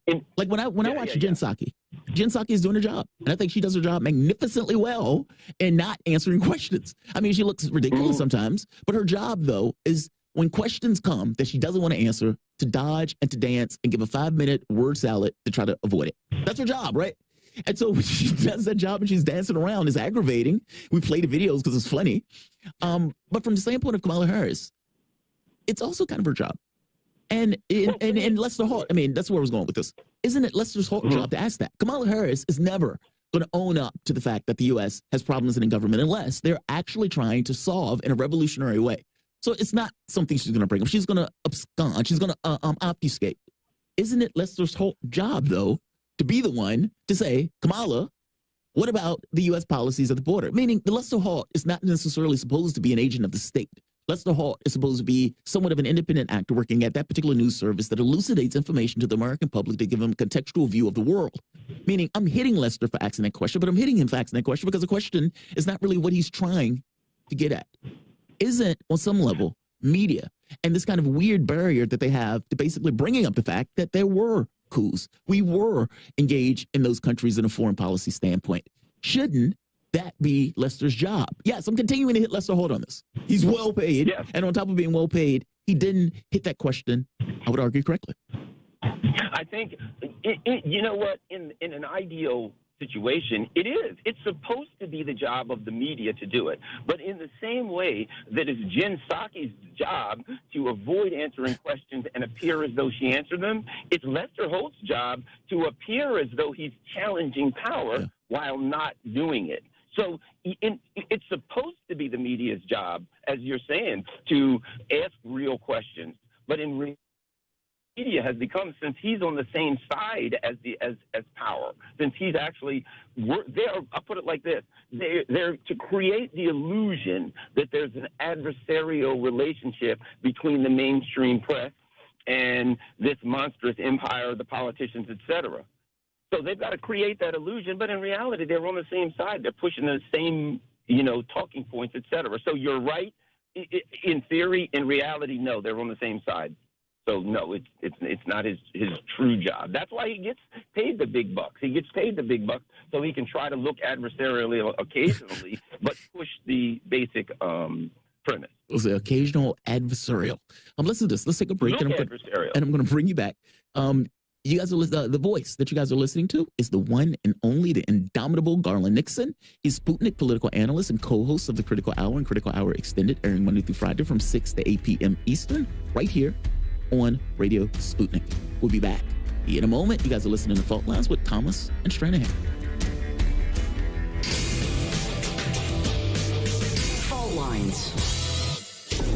are above all the latest developments, and we don't take any sides. Radio Sputnik, telling the untold.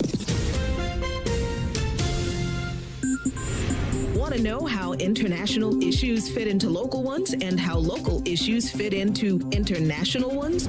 With the historical context to tie them together, we're bringing it to you all by any means necessary.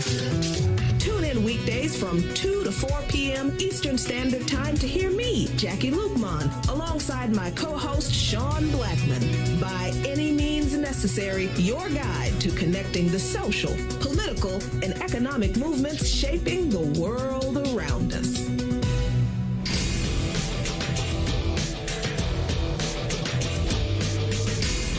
Fault Lines.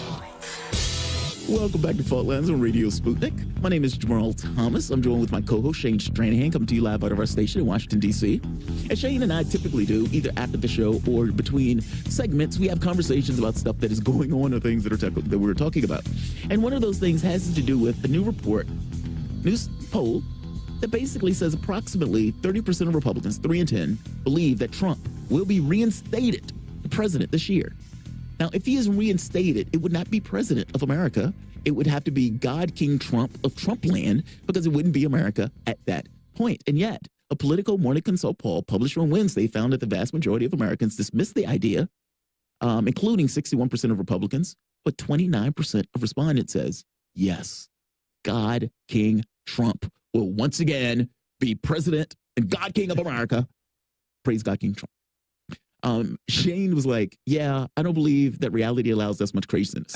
I was saying, I just don't think that many people could go that crazy. Yeah. I was saying it's like the speed of light. There's kind of a limit on it. It's just, I don't think that's going to spread. That's why I'm not worried about it, because I just don't think it anyway. But see, I think bad things can spread. I think a lie can get, what Mark Twain, a lie gets around the world before truth gets his boots on.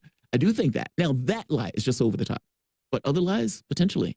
Let's play the clip for the moment, because we're having this conversation about Trump. And we've been mentioning how, from my perspective, I think I'm a little more concerned about this, because I think you have this element in American politics that was president of the United States and is basically repudiating that same United States because he lost the race. Let's play the clip.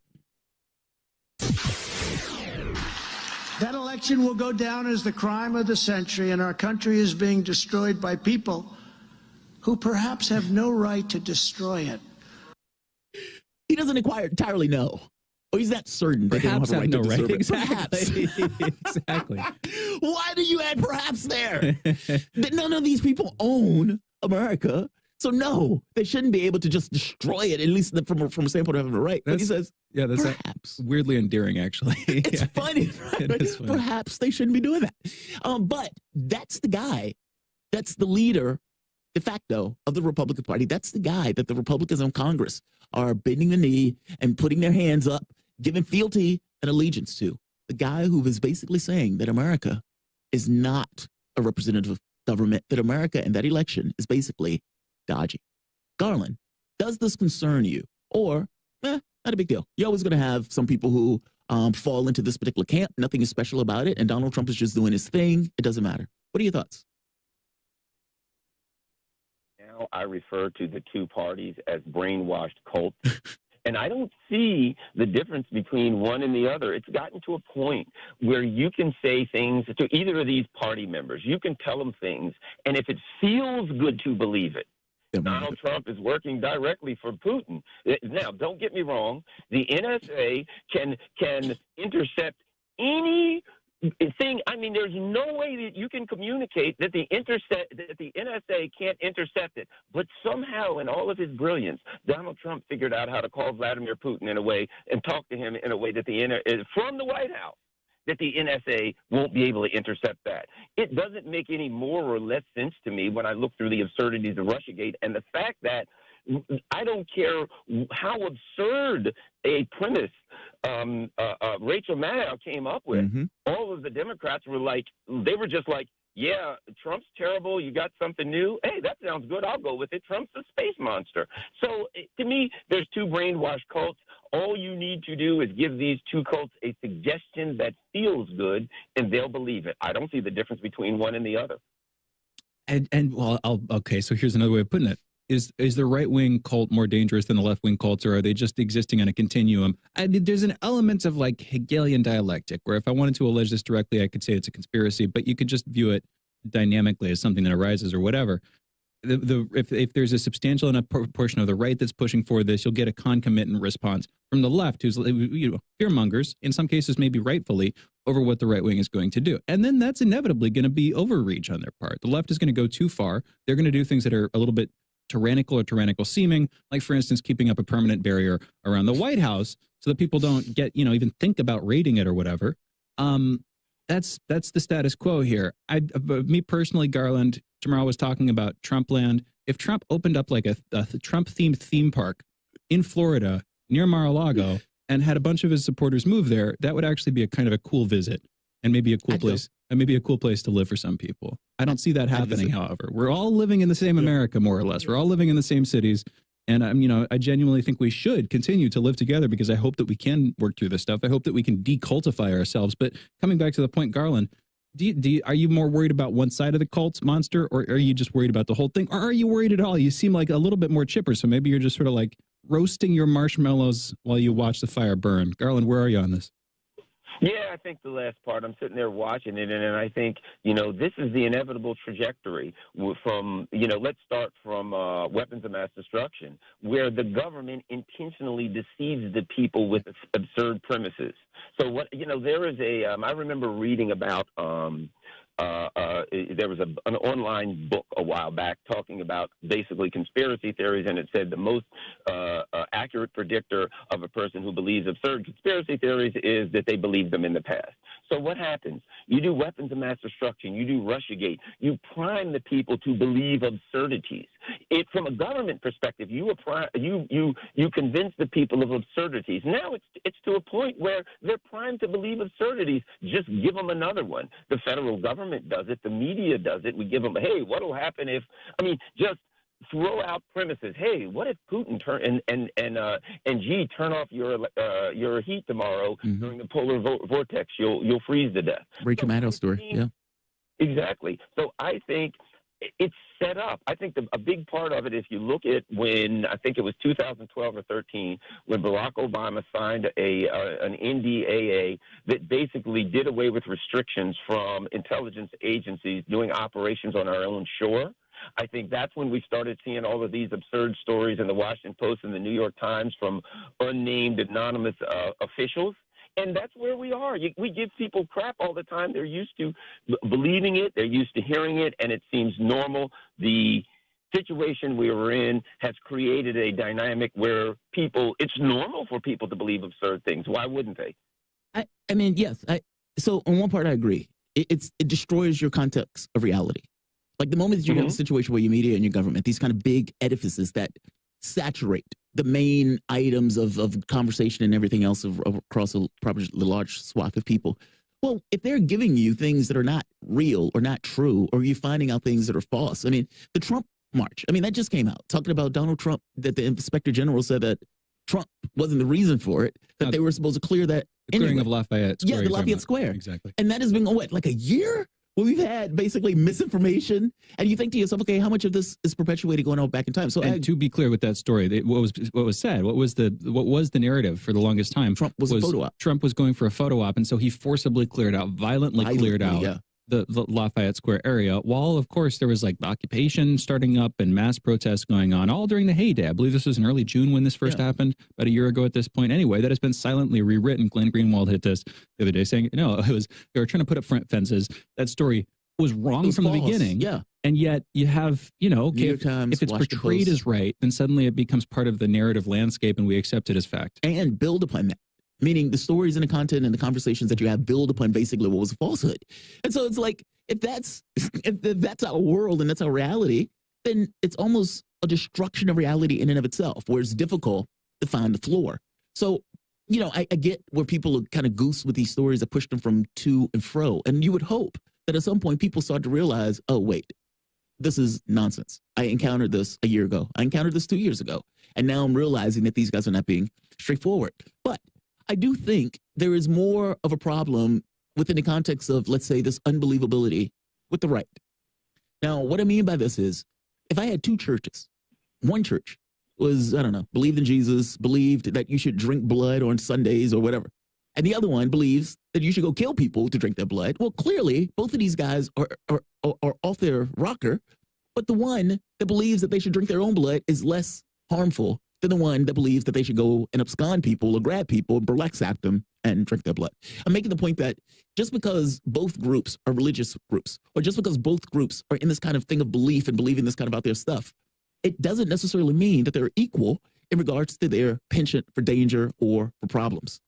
In our electoral system, supposedly a republic, faith in the electoral system is paramount, and is so much so that it has been a taboo subject to even touch it. Even when it looks like it was dodgy, it is still a taboo subject to hit it.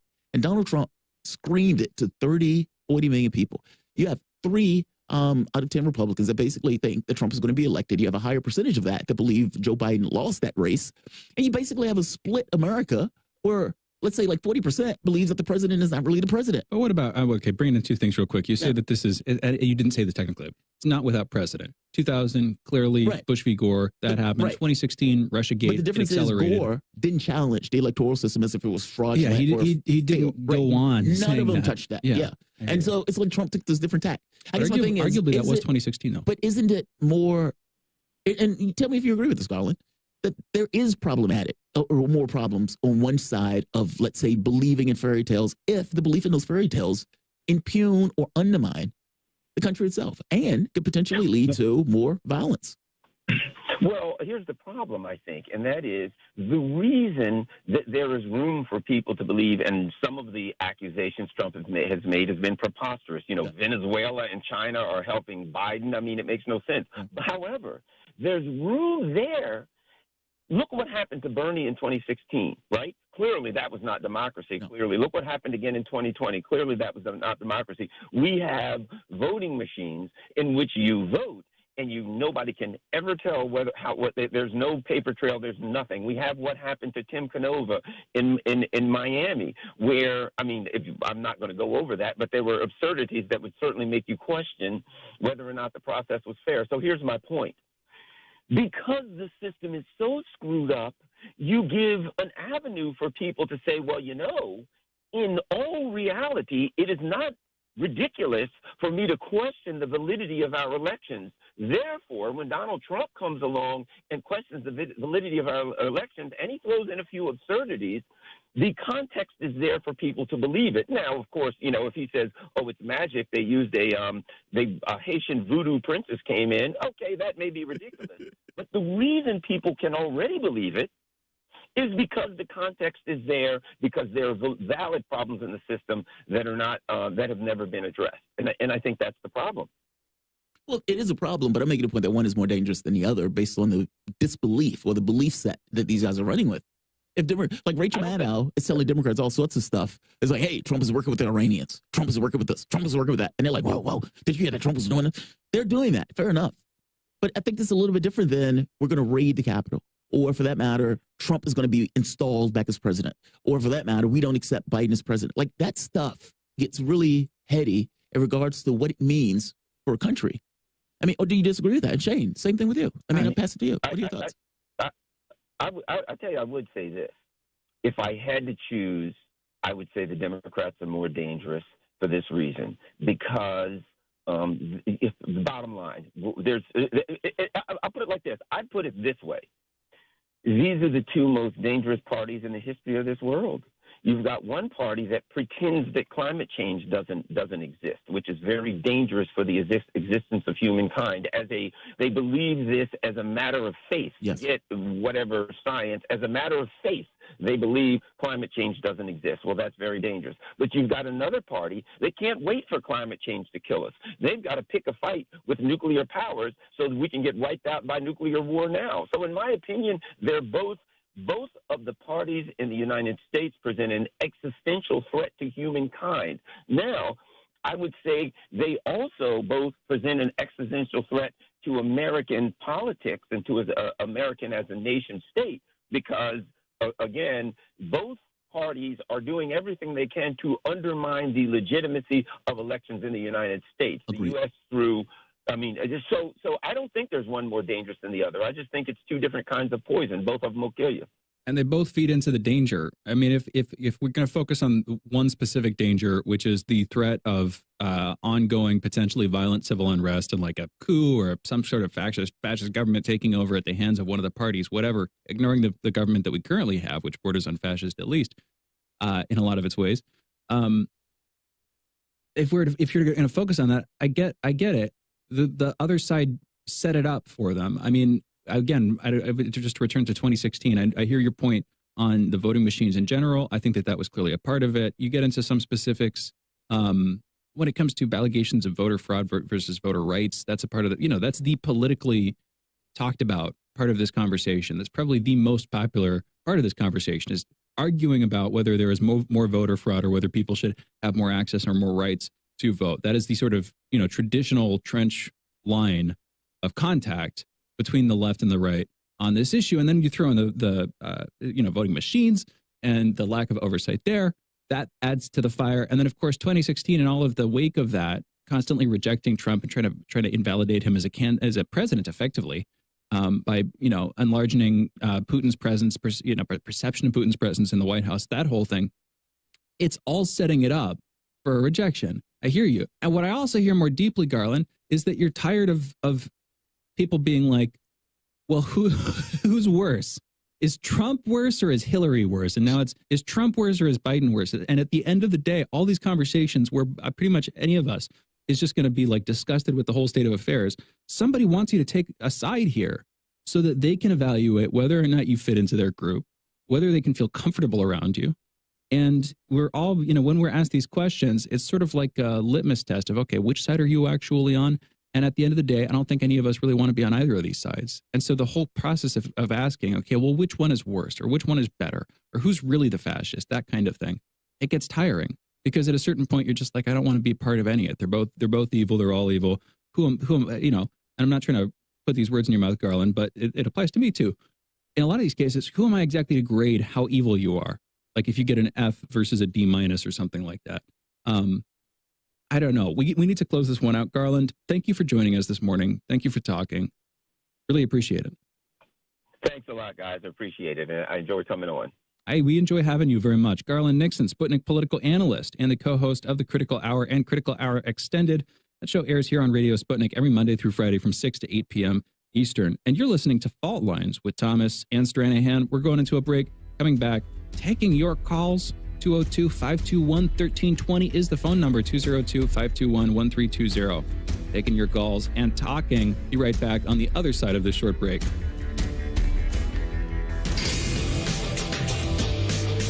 Fault Lines. Radio Sputnik. We speak your language. Find us at SputnikNews.com. Feeling kind of blue, but maybe also kind of red, and kind of purple, and kind of alone? You've got a friend on Radio Sputnik. Tune into Political Misfits from 12 to 2 Eastern Time, Monday through Friday, for news, politics, and culture without the two-party bias.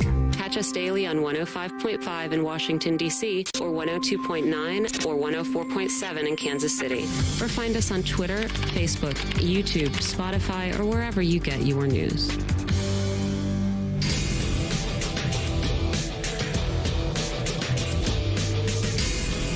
Lines.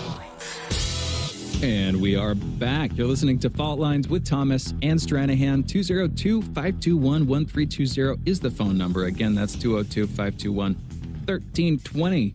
Jamarl, we've been talking about Kamala Harris a lot this morning, and I think we're going to be coming back to her later, too, with Kim Iverson. Yeah. We're planning on speaking with at 9:15. Gracious enough to rejoin us. That should be a really good convo. It is. We were talking last night, and we got into her and I are very similar in regards to our thoughts. We got into this weird existential conversation. Very strange, very bizarre, where it was, I think I was telling her, she was like, my dad watches you when you play chess online or something like that.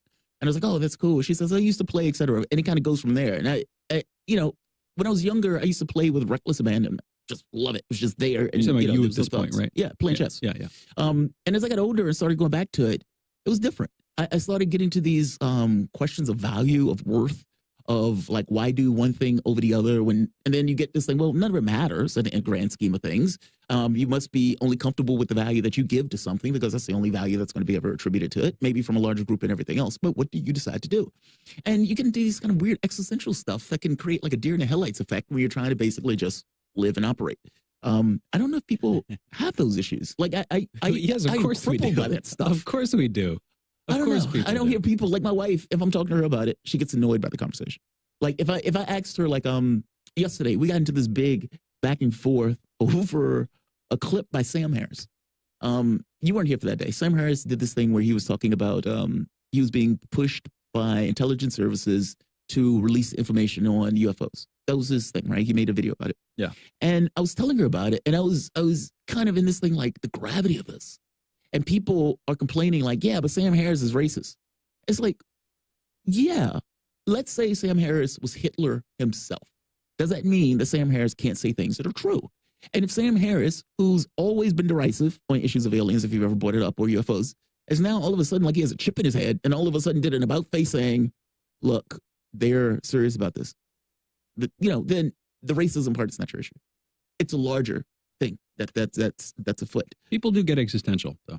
Sometimes they do. I guess that's the thing. Sometimes in some people, and some people more than less, and some people are always existential. My wife doesn't even have that issue. Other people, they don't even think the thoughts; they just feel the feelings. Yeah, and they're at certain points vaguely disoriented, and without necessarily digging in and trying to pull those things. Doesn't need to become a verbally represented logical thought process. For me, it's always a verbally represented process. Yes, and for her, it's like I'm hit with this all, and you would know I'm tend to be pretty verbal. Overly verbose and overly what's in my head. I basically just tell people like this is what I'm thinking about at the moment. Yep. If you're my wife and you're dealing with that constantly, that could be a bit much. Maybe. And it's not a maybe. It's not a maybe. I hear you. No, I hear you. And it's not even the opposites attract thing, but it's more like people complement each other and the different things that they are, they're focused on. They're focused on perceiving. Yeah. Let's go to calls. I hear you. Yeah. We got calls. Tarif calling in from New Orleans, talking China and COVID. Tarif, you're on. What's on your mind? How you doing? I got a comment to make. First, free drilling science and also free Dungezer. China. I was watching something last night, and it brought up a good point that all this COVID thing, like they're trying to put trillions of dollars lawsuit against China. This program I was watching was saying that they had a bill that was introduced like some months ago called HRES 224, which it would not pay the Chinese bill, which the U.S. owed Chinese trillions of dollars because of COVID-19, and they would basically default on the bill and won't pay it. And they're basically saying that it's basically all this is political, so they won't have to pay that bill. And also, if China go to the UN and battle the U.S. with with all nation against nation, who released what, who did what. All China have to do is basically bring up the Tuskegee experiment and other things that was done to the American population throughout the years with MK Ultra and other things. Especially if they find out if the U.S. people in the U.S. still doing things to the population, like maybe putting, just say, chips in people's head, or I don't know about that. Still experimenting people with, and put that to the UN, then, you know what I'm saying, then that'd be like, that's in shockwaves to the world, like, look what's going on in the U.S., I hear your point. I hear your point historically. I hear when people start talking about like RFID chips or chips in their brains, those kinds of things. I'm like, okay, but show me your evidence, dude. Yeah, be on that. But the House Resolution 224 that you're talking about, that is legit. I'm going to note two co-sponsors that a lot of our listeners will be familiar with. The two sponsors, Matt Gaetz and Marjorie Taylor Greene. Two of the sponsors of that bill, all Republicans as far as I can tell. And basically, again, saying that China should be held accountable for COVID-19, that kind of thing. Accountable how? Well, you can get into the specifics of the House resolution tomorrow. I can send you the link. We got more calls, and so I'm hesitant to spend too much time. Let's go to calls. But Tarif, thank you for bringing that to our attention. You're often good on this stuff. Tarif, thank you for the call. We've got Mike calling in from Sydney, talking about Kamala Harris. Mike, you're on the line. What's on your mind? Yeah, look, hi, guys. I actually had a couple of American friends with me tonight. My girlfriend, her friends invited them over. they're actually celebrities in their own right, and they're probably conspicuous by their absence on social media.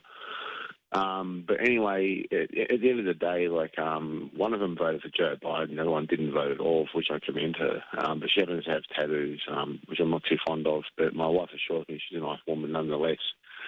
She's one of those Disney stars made good, you know.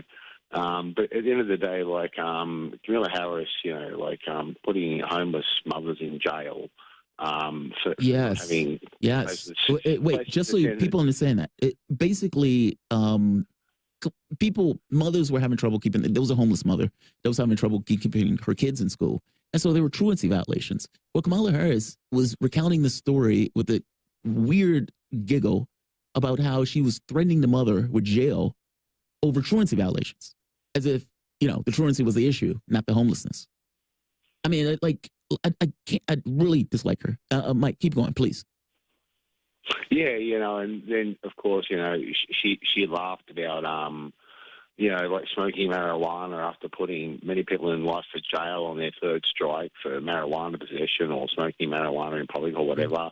You know, and Joe Biden asking all members of staff who'd smoked marijuana to resign from the cabinet, knowing full well that Kamala Harris had admitted, I call it, and that's after saying that he was going to get rid of the records, expunge the records, that he was going to change pot from the scheduling so people weren't be going to jail for it. This is stuff that he said during the campaign and that he has the power to do now.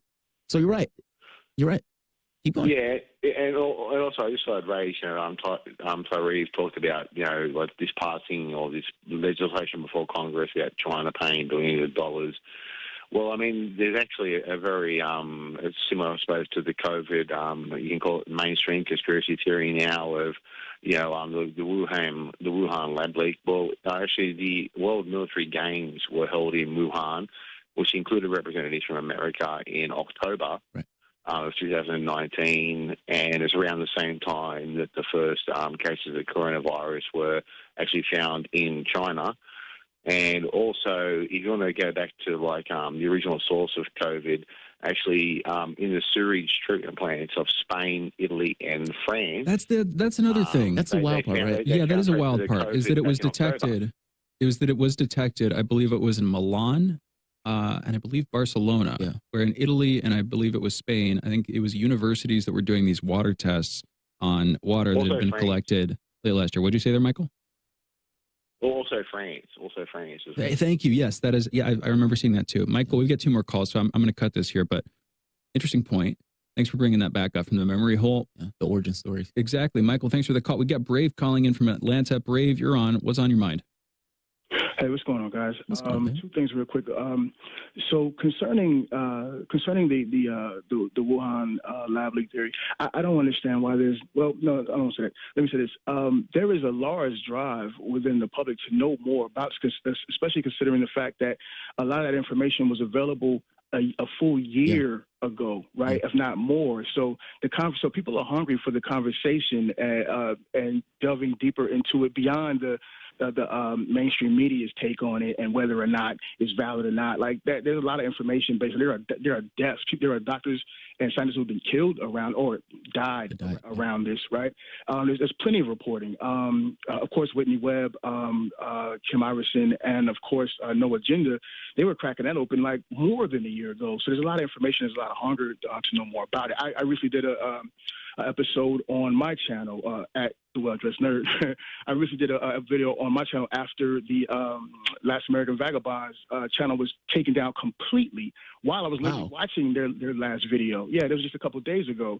And the response that I got from people, because typically my channel was more so nerd stuff, and then I would do like political vlogs, but I had stopped for a while because it was so frustrating tapping into what Garland was saying. It's just ridiculous. But the concern and interest that I got on that video was really intriguing because it shows, we're gonna have to close this. If it's possible, can you call back? Yeah, feel free to call back. We're hitting the hour break here. Yeah, so definitely both the callers, please call back. You guys are listening to Fault Lines. Thomas Tranahan. We will be back for another good show. We're going to have Kim Iverson back in a moment.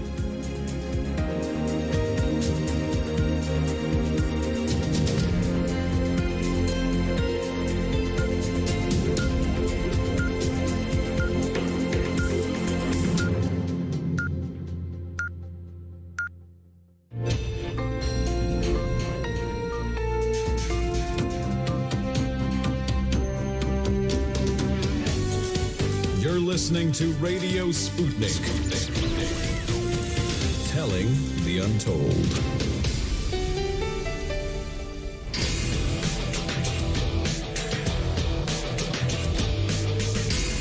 Fault lines.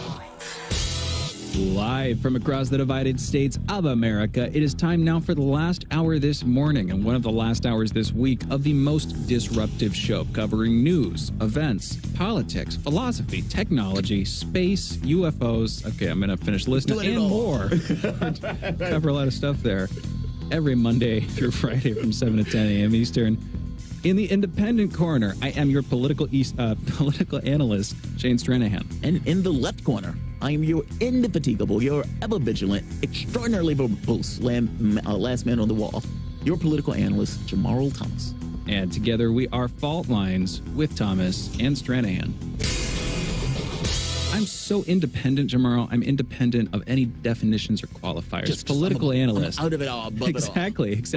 I'm even independent from the whole Cartesian coordinate system. I don't know what left is or what right is, and therefore you say you're left. I'm like, where? Anyway, right. I don't even have a context of what that means. Exactly. I'm so removed from it. I'm the hipster of physics.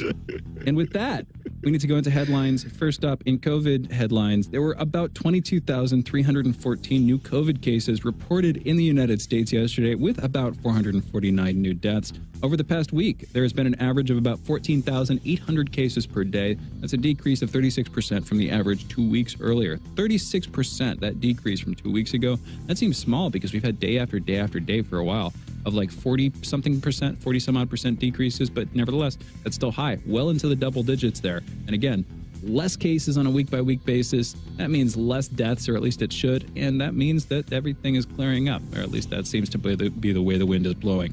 42% of the American public has been fully vaccinated at this point. 52% of residents, meanwhile, have received at least one dose. These are all people, not just adults. As of this morning, in the U.S., the coronavirus has infected about 33,420,000 people total and killed 598,350, just about. In national political news, the developer of the Keystone XL pipeline pulled the plug yesterday. This is after the Biden administration revoked the company's permit in January, shortly after Biden took office. Also, just to give this story its due diligence, Glenn Greenwald, what he was writing about with this sort of silent media rewrite of history, where last year, during the heat of the Black Lives Matter protests, Trump, this was the narrative, Trump, in order to do a photo opportunity, ordered the violent clearance of Lafayette Square, which is a square situated just in front of the White House here in Washington, D.C.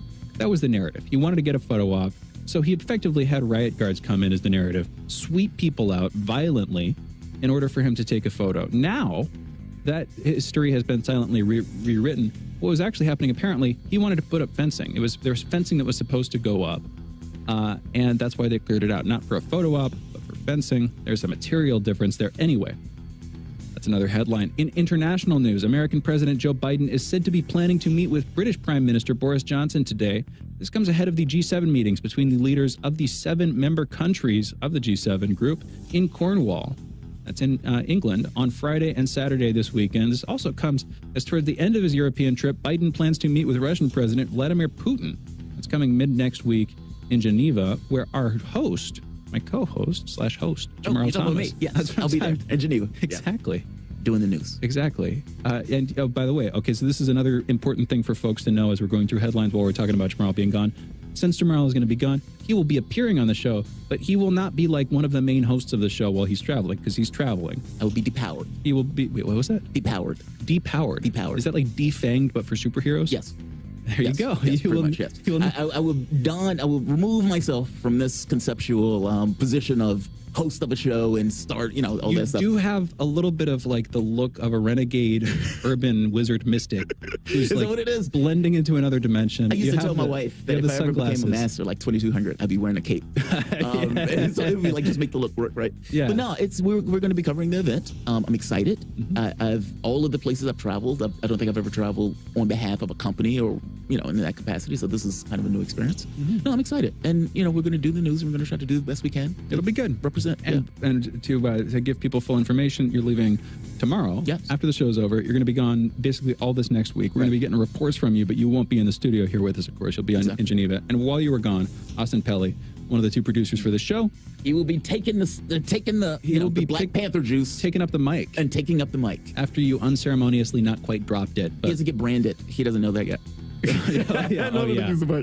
You spoiled it. The cattle prod actually makes the branding Everybody easier. that works here has a cattle prod on their butt cheeks of a radio or something. It's a free tramp stamp. That's the way I look at it. Right.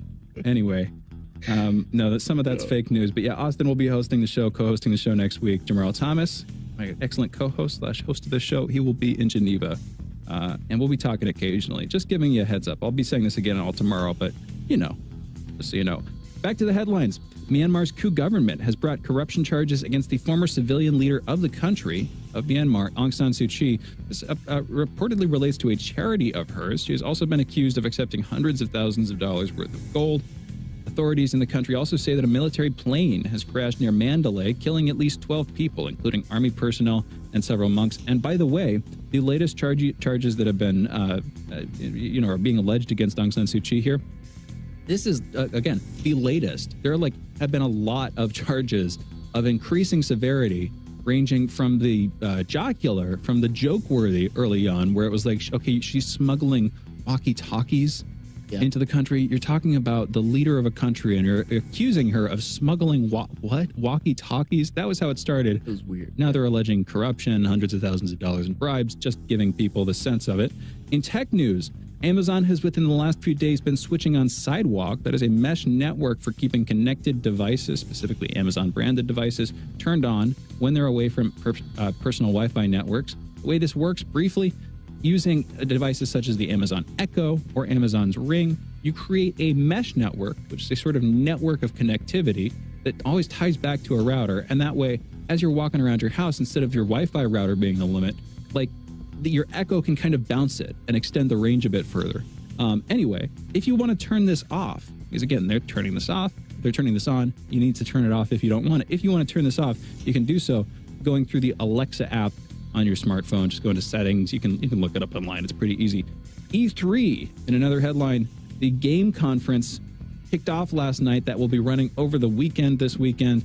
That conference is entirely virtual and free for the first time due to the COVID pandemic. So that is, again, ongoing events throughout the next couple of days. In Earth and Science news, there was a lunar eclipse that apparently has been ongoing this morning. It's fully visible from parts of northern Russia, Canada, and Greenland. Also partly visible everywhere from the UK to many parts of the northern United States. We are inside a studio, therefore I'm not sure we can see it here. I'm not even sure that we're far enough north to be able to see it, but if you like lunar eclipses, as you should, go check it out if you're within visible distance of it. Again, this is where the sun is sort of behind the moon. The moon moves, and all of these things in relation to one another. The moon moves between us and the sun, blocking your view of the sun, leaving it looking more interesting than normal. Anyway, those are our headlines. You're listening to Fault Lines with Thomas and Stranahan. Jamarl, you remember a few years ago when there was the full solar eclipse thing that was going on? You remember that? Yes. That was pretty cool. All of that stuff is cool. When the lining up of the sun, the moon, and the planetary alignments. Did you do anything for that? Did you get outside for that at all? Or I don't think so. I don't think so. I what's wild about it? Look, I'm a sucker for that stuff, and I geek out like nobody's business thinking about space. I know some people think of when they're in church and they have this kind of religious experience and speaking in tongues and whatnot. I think I have that religious experience dealing with issues of space. I think that's where mine is. It's this wonder. It's this the vastness of it, the questions that come out of it. Like when NASA is planning a trip, they have to do some levels of planetary alignment in order to get it right. Meaning the position of Earth.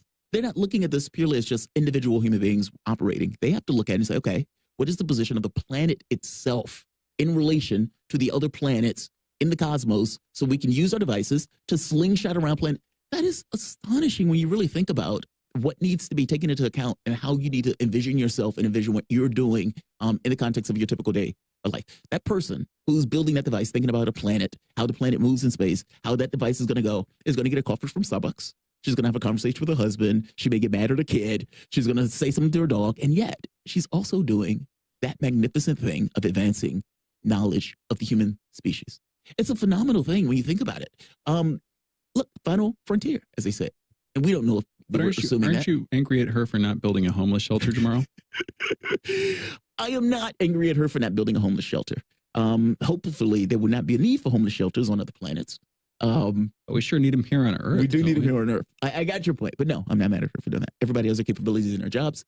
We threw the dice with her when she was born. She just so happened to came up to be planetary stuff. Well, what's wrong with Jeff Bezos then? What if Jeff Bezos was born to be the CEO, the tyrannical, evil CEO of a company? What if he's just living his fate out? I don't think he's evil. Well, that's the narrative. Well, that's the narrative. I think he's a person. I think, look, I am one of those people that think history is pushed by this kind of back and forth between people, events, movements, and how those things kind of just catch fire. Hitler wasn't particularly unique. He had a position and a particular ideology, and he had a system that allowed him to be that way. If Obama was in, let's say, Russian political system, how would Obama behave?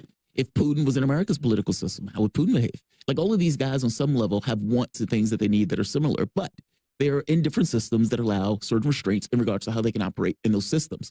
We act like these guys are dramatically different. Well, I mean, but maybe Hitler was unique. And I don't know. You think so? Why? And I don't know if that's supposed to comfort us or if that's supposed to alarm us. But I think it's more alarming that he wasn't unique. Oh, yeah, I could see it going either way. Yeah. But I don't want to discount the idea, for all that we can be chalked up to this sort of statistical cultural equilibria. I'm going to be really fancy here. Yeah. But if we're talking, if you're talking about systems of beliefs that are interacting with each other, and all of us are just subjects of this system of forces and these memes that are competing with each other, and idea sets that compel different actions, all that. I get the idea. But at the end of the day, when a mother is holding her baby, she gets the sense that that baby has a unique personality and a unique outlook on life and is in some sense a whole person, even though they have just come out of the womb. And I think that indication, it's accurate. In the same way that if you're a farmer and you get into animal husbandry, you start thinking, okay, you get a sense for the natures of these beings that you're interacting with. Fundamentally, people are people. And that doesn't just mean that that we're all the same. I mean, individual people are whoever they are, and they're going to be different from each other. And Hitler, for worse, was unique. You believe there was nobody like Hitler on the world at the time? You had a lot of people who were racist or anti-Semitic. For all that we talk about the uniqueness of snowflakes, surely the idea applies that much more to people. I don't think it does. I mean, the fact of the matter is, you could have had a lot of people. Hitler just so happened to be in the position to do that stuff with a position of people who would basically agree with him and allow it to go through. But doesn't that in some sense negate guilt? No. You're still doing it. You're still making those choices and decisions. But wouldn't anybody have done the same thing in his stead? Isn't that your argument? It's not everybody. I'm not saying everybody. I'm saying he's not unique. I'm saying that there are other people that were just like him that are just cooks and cleaners or artists in the way that he would have been just an artist. It so happened that all of those factors came at a worse scenario. Maybe.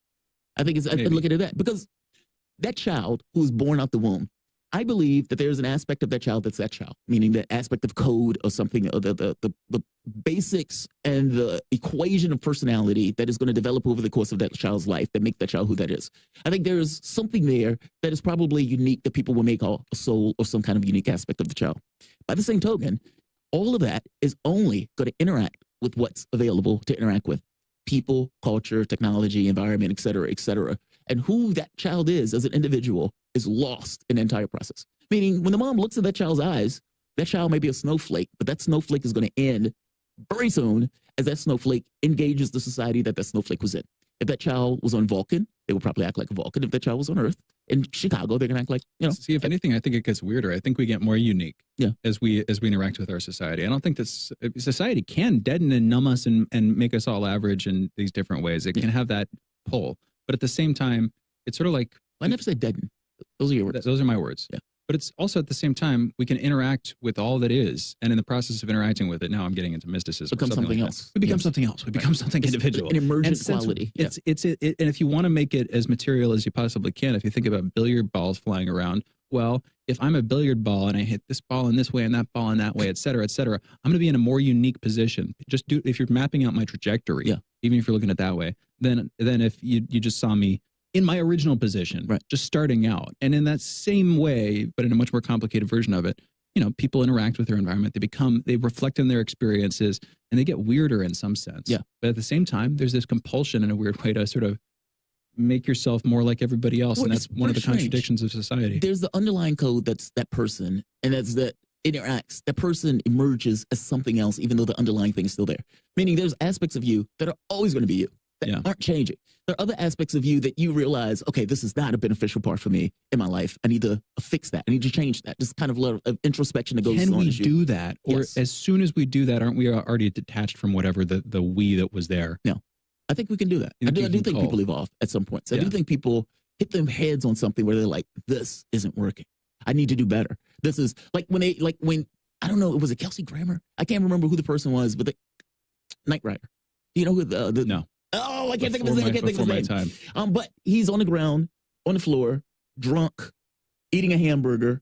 His daughter takes a picture and takes a video of him. I remember this. Yeah, he's he's like falling on the ground. And he's like a hamburger, and he's like eating, and the hamburger's like falling all over. And she's like, "Dad, I'm taking a picture so you can see this when you're sober." Now you see that picture. What do you say? You either accept or you say, "Okay, I need to change my life." I remember my dad showing me. I remember I got drunk one time as a teenager. I came home and my dad showed me that video as a cautionary. He got pretty pissed at me. He showed me, "Do you want to look like that?" Right. Lee, the other host on this network, do you want to look like that? Do you want to be that guy who's rolling on the... No, I wasn't. I was just a little bit too drunk and making a fool of myself. But I'm connected to that. It brings you to a certain awareness. Yes. Or the one who was putting the needle in their arm, and they wake up after the drug binge and they're like, "Oh God, I still have a needle in my arm. The blood is pulled in my hand." Yep. Or me, when I was younger, and I got to the point was like, I think I was like 19. I was like, "Look, I'm sick of all the health stuff. I am not doing this anymore." And I started doing like herbology and study. That's when I got my degree in herbology. And I was like, I'm going to fix this on my own. Yeah. These doctors don't know what the hell they're talking about. 19. And I was like, I'm going to write a book. It's going to be called A Step Towards Health. And part of the book is going to be castigating the medical profession for being, 19 years old. That's why I'm always enamored by the brilliance of a 19-year-old and their confidence. They do stuff. They do stuff. They get ambitious about things. I remember it too. From my doctor from the transplant center.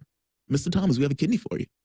And I tell them, no, I am not going to accept it. Because in my head at the time, I'm like, I'm going to fix this.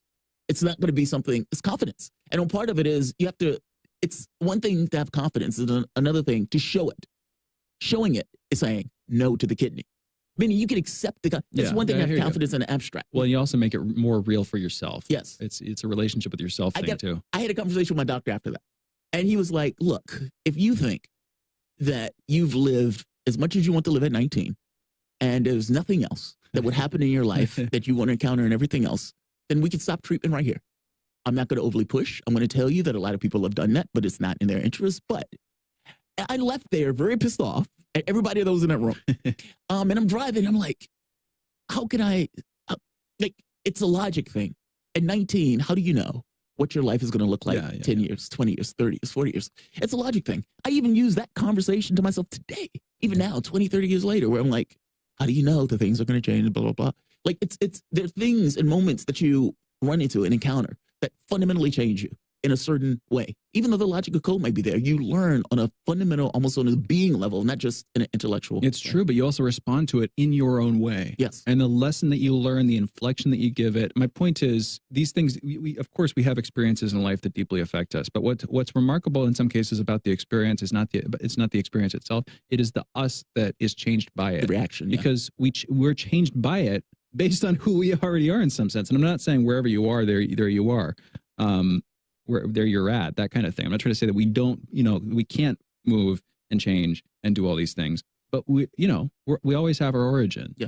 And there's something, I feel like, and we got to close this one out. I feel like there is something uniquely American about, for better and for worse, trying to forget your origins and create something entirely new, whether that's a technology or an identity or a nation, that kind of thing. Anyway, we need to close this segment out, folks. We'll be back in a minute with Kim Iverson talking about a lot.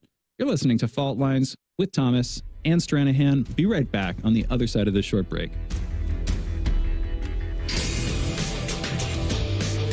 Fault Lines. 24 hours a day, 7 days a week. We give you the most essential information out there. Radio Sputnik, telling the untold.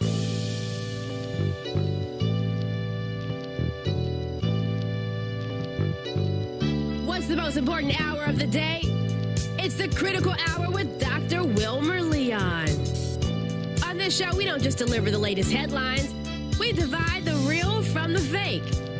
Tune in to hear from some of the most brilliant political minds of today. Get in-depth news and analysis that goes beyond the surface and dig straight into the details. Set your clock to the critical hour for a news perspective unlike any of those other guys. Tune in to the Critical Hour with Dr. Wilmer Leon, weekdays 6 to 7 p.m. Eastern, and catch us on Facebook Live. You're listening to Radio Sputnik.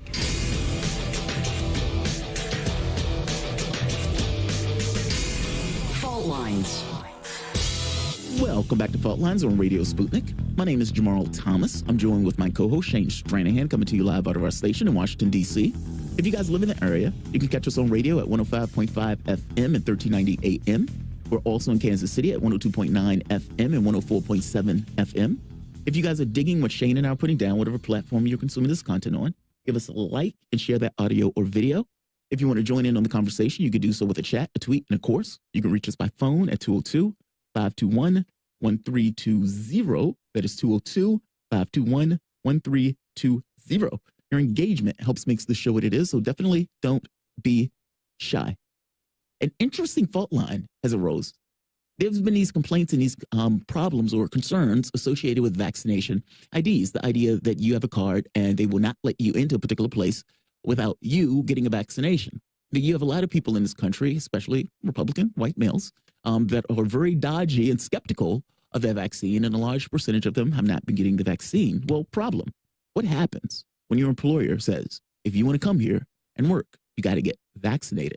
And should employers be able to allow or to, let's say, incentivize, I want to say force, but force might be too strong, but at the very least, hold the job in prize for the vaccination? This is not weed for vaccine. This is not a pickup truck for vaccine. This is your livelihood. In order to have a conversation about this and whether or not this should be allowed, we're joined with one of my favorite guests, Kim Iverson. She's an independent journalist and host of the Kim Iverson Show on YouTube and Rofkin. Kim, what's going on? Hi, welcome. Thanks for having me. Absolutely. Well, you're a host of the show, so you're used to like, welcome to the show. Welcome to the show. Welcome to the show. Yeah. But yeah, thank you for joining us on this. I thought you were one of the people we thought about when this issue came up, because I don't think we knew entirely what your take would be. I thought you might be like, yeah, that's horrible. Companies shouldn't do that. And then I contacted you. You were like, yeah, I don't think companies should do that, but I'm not sure. So what's your take on this? Should companies be allowed to basically say your job is in prize unless you get a vaccine? Because look, the report is saying basically, yes, they can legally. Right here. The bottom line is that companies are legally permitted to make employees get vaccinated according to a recent guidance from the federal agency that enforces workplace discrimination laws, the U.S. Equal Employment Opportunity Commission. And here's the rules. If an employee would not get vaccinated because of a disability or a sincerely held religious belief, the agency said he or she may be entitled to an accommodation that does not pose a, quote, undue hardship, unquote, on the business. The agency said examples of reasonable accommodation could include asking the unvaccinated worker to wear a mask, to work on a social distance from others, get periodic coronavirus tests, or be given the opportunity to work remotely. So basically, look, the business needs to be able to accommodate the worker. Now, my fear is that they will not accommodate the worker, that it will be this kind of, lost in a shuffle. And I'm saying this from own personal experience. I used to work at this company, 2 companies, and I got ill at both. One was, it's called Cupid. I don't think that people own it, but it was in New York, Poughkeepsie, New York. And I got ill, gave these guys a heads up, and they, of course, don't necessarily want to pay out the temporary benefit, worker benefit. And from the standpoint of you being a worker, if you're not there, what it adversely affects their capability of doing the job that you were there for. They are disincentivized and keeping you on when you can't be there. And so it's like, if the company is now stuck in this position and they are trying to get people to get vaccinated, you have some people who don't want to get vaccinated, well, what is the company going to do? Is the company going to really follow these provisions, or are you going to have some people that use this as an incentive or means to get rid of people they don't particularly like, or for that matter, to basically make people's lives miserable where they would leave on their own, like putting them in the broom closet for social distancing? What is your thoughts on this? Should companies be allowed to do this?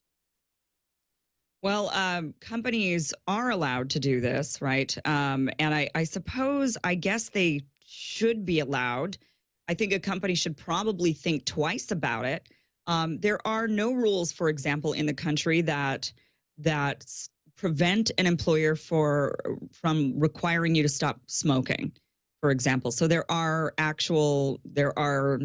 some states have laws in the books that would prevent them from these sort of lifestyle coercion tactics, but other states don't. And so, my perspective on this is you've got to look at this a couple of ways. First of all, from an employer's perspective, I understand why an employer would say, hey, I want everybody vaccinated because they're watching the news. They're not maybe following along totally with the science when it talks about breakthrough cases or these Delta variant that doesn't seem to care about the vaccines to some degree. So if you're, from an employer perspective, you might think, well, I'm doing the best thing for health and safety of my other employees and my patrons, right, who might be showing up. But something that an employer really should consider is that they would be then liable if they require this of their employees. They would be liable if their employee has an adverse reaction to the vaccine. Well, if it's required. Well, aren't they also liable, though, to the other employees to ensure that those other employees are healthy and safe?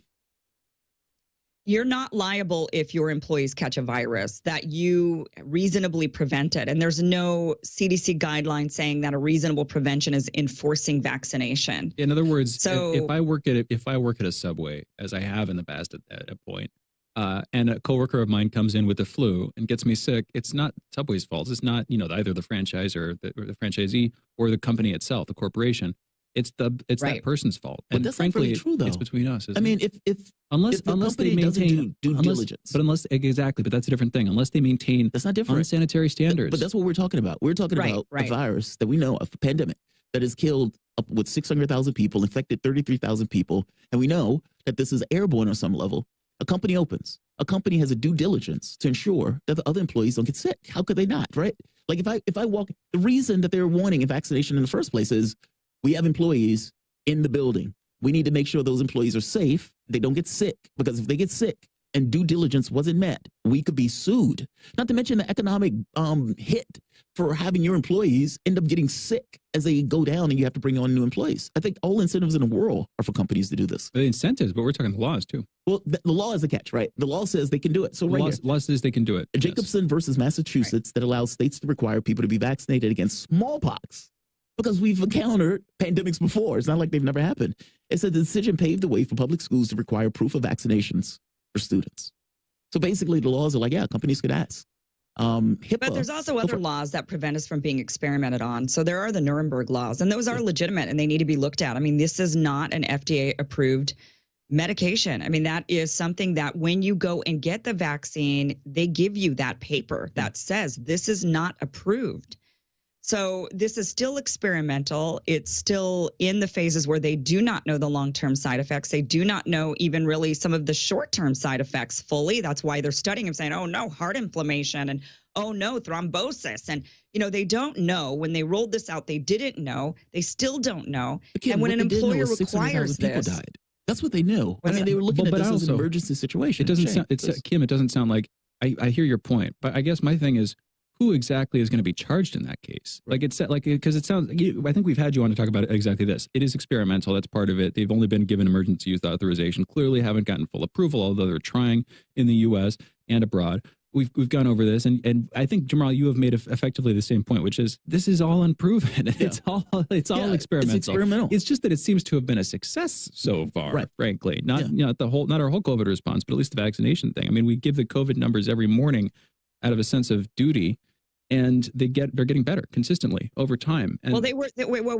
They are exactly the same as they were in June of 2020. Let's be really realistic. Let me go back and check. We were losing 5,000 people a day at one point.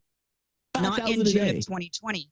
No, in June of 2020, we were exactly where we are today, and the vaccine did not exist yet. So we don't actually know what I'm saying is how well it's doing just yet. We have to wait. Kim, that's not true. I don't think that's how it works. That's not true. It is true. We were losing. That is actually true. Go look back at Go look back at I know. I have it up right now. In terms of the numbers, you're right. Even if I postulate what you're saying is true, meaning from the standpoint of we were here, that doesn't really take into account that the mountain went all the way up. Yes. Meaning we're on the way down where the number came. So this notion that... Yeah, but that's normal. I mean, we do that every single year with the flu. Yeah, but we were at 5,000 people dying a day. We had 600,000 people die. This one is worse. Sure. This is worse. But June of 2020, what I'm saying is the numbers were exactly the same as they are today. I know, but they were going June up. 2021. But they were on their way up. No, they weren't. They started to go They were up kind of stagnant later. for a while. They went way down. Yeah, from I'm looking at it right now, from like late April through, it seems like mid to late June, they were fairly steady. It was actually on a slight decline. Yeah. And that was the narrative in the U.S. after, obviously, a decently sharp rise, although in retrospect, it's not nearly as sharp as what we saw this winter. Right. But I think part of, and we could get on this, Kim, but I feel like I fear that this would become a hornet's nest and a black hole of our conversation or something like that. My simple take on it is, and it seems pretty valid to me, as these things do, if you're modeling a virus and it's all over the place all of a sudden, well, compare that to before it's all over the place. You're going to see a lot more spread after it's all over the place than you do before it's all over the place. Now, you add in something like herd immunity, and obviously that complicates things, because if it's everywhere, then maybe there's actually a chance that it's going to spread a lot slower. Yeah. I hear that. But that seems to be roughly what we're seeing. It seems to have reached a huge saturation, but still only approximately 10% of the American population having actually officially gotten it, around 33 million confirmed cases overall. That's still 10%. That's not herd immunity nearly, but the vaccine, by imposing artificial herd immunity, seems like it would kind of gate it. In other words, if we didn't have the vaccine, wouldn't we be seeing a lot more COVID right now? I don't know. I mean, no, I don't think so. When we look at June of 2020, we didn't have a vaccine.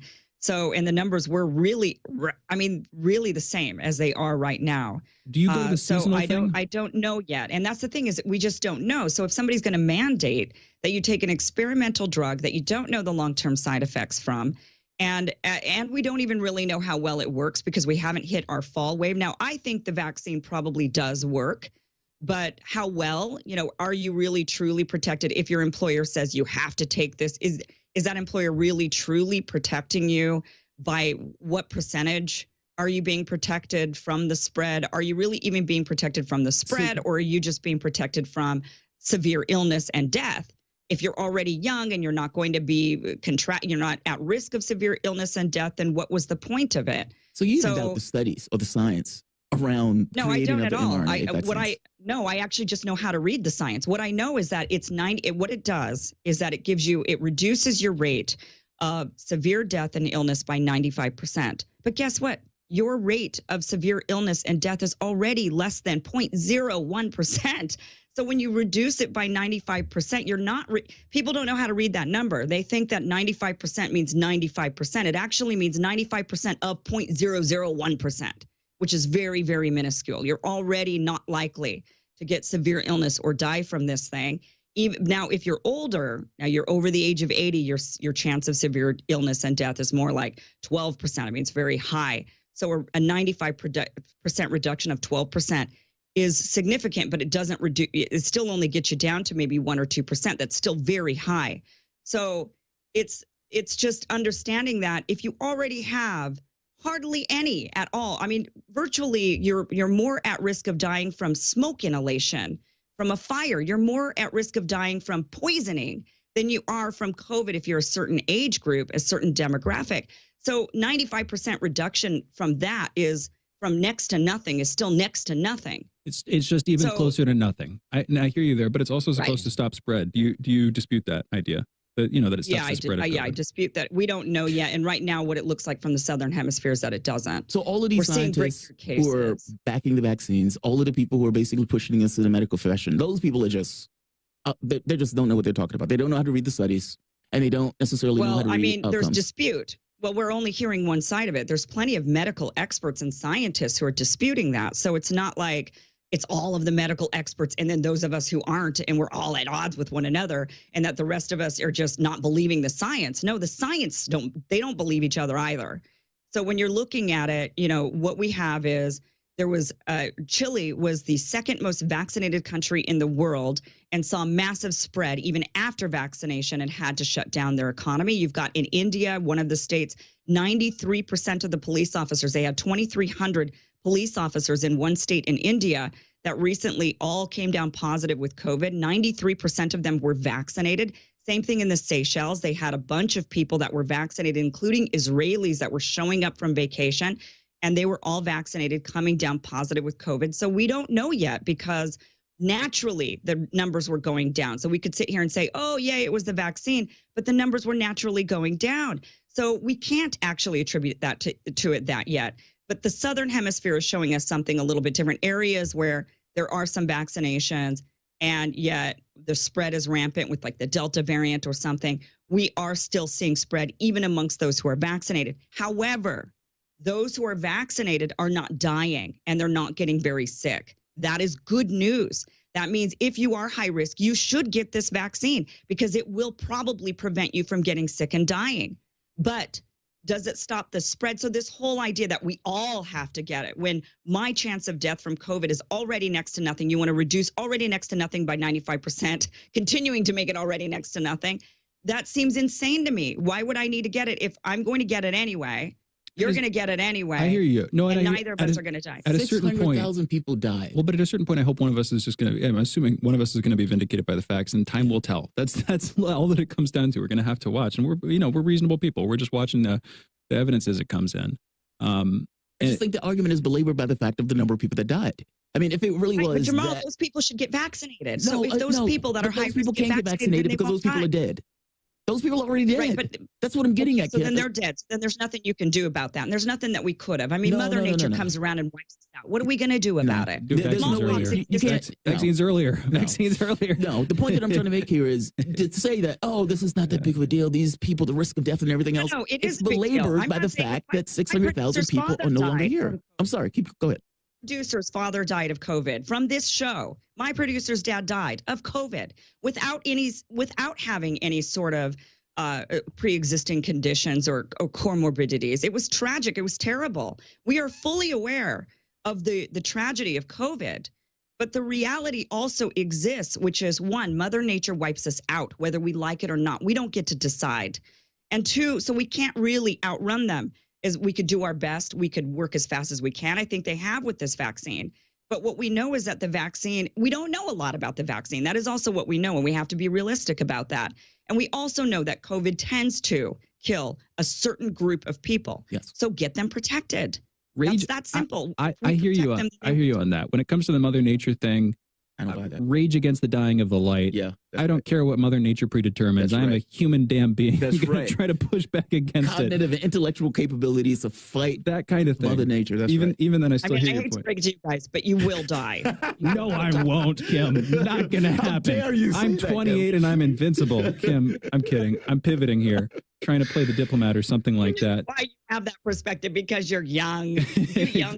I'm not young. I'm 28. I was young when I was 20. We were having this conversation earlier today about the invincibility of youth and all this other stuff. No, I'm just messing. No, I'm a babe. That's a little bit braggadocious. Kim, let's pivot here. Let me get away from my awkwardness. Let's talk about the squad. Another kind of awkwardness entirely. Jamarl, in fact, I'm just going to hand it over to you because you had a take in mind with this one. I'm just doing the pivoting. So the squad. There are a lot of people. There was an article where the guy basically said, what happened to the squad?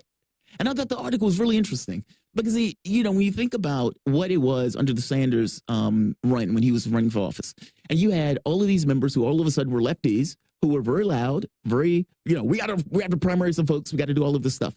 And then they get in office. And then the person who was, we got to primary some folks, the people who were very antagonistic against the Democratic Party, all of a sudden became team players. And not just team players in a way that would not get the legislation passed, that they basically have said that they were going to, bleed on the flag in order to get passed, and covering for the likes of Democrats.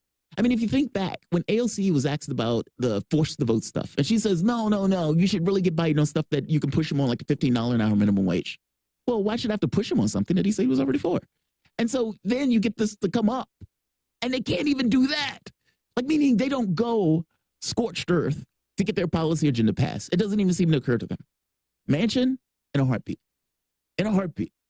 So the question became, like, what happened to the squad? How did they end up just, these guys who wanted to change things into a bunch of Twitter spats and basically allegiance and teamwork, as opposed to getting their agenda done for their constituents?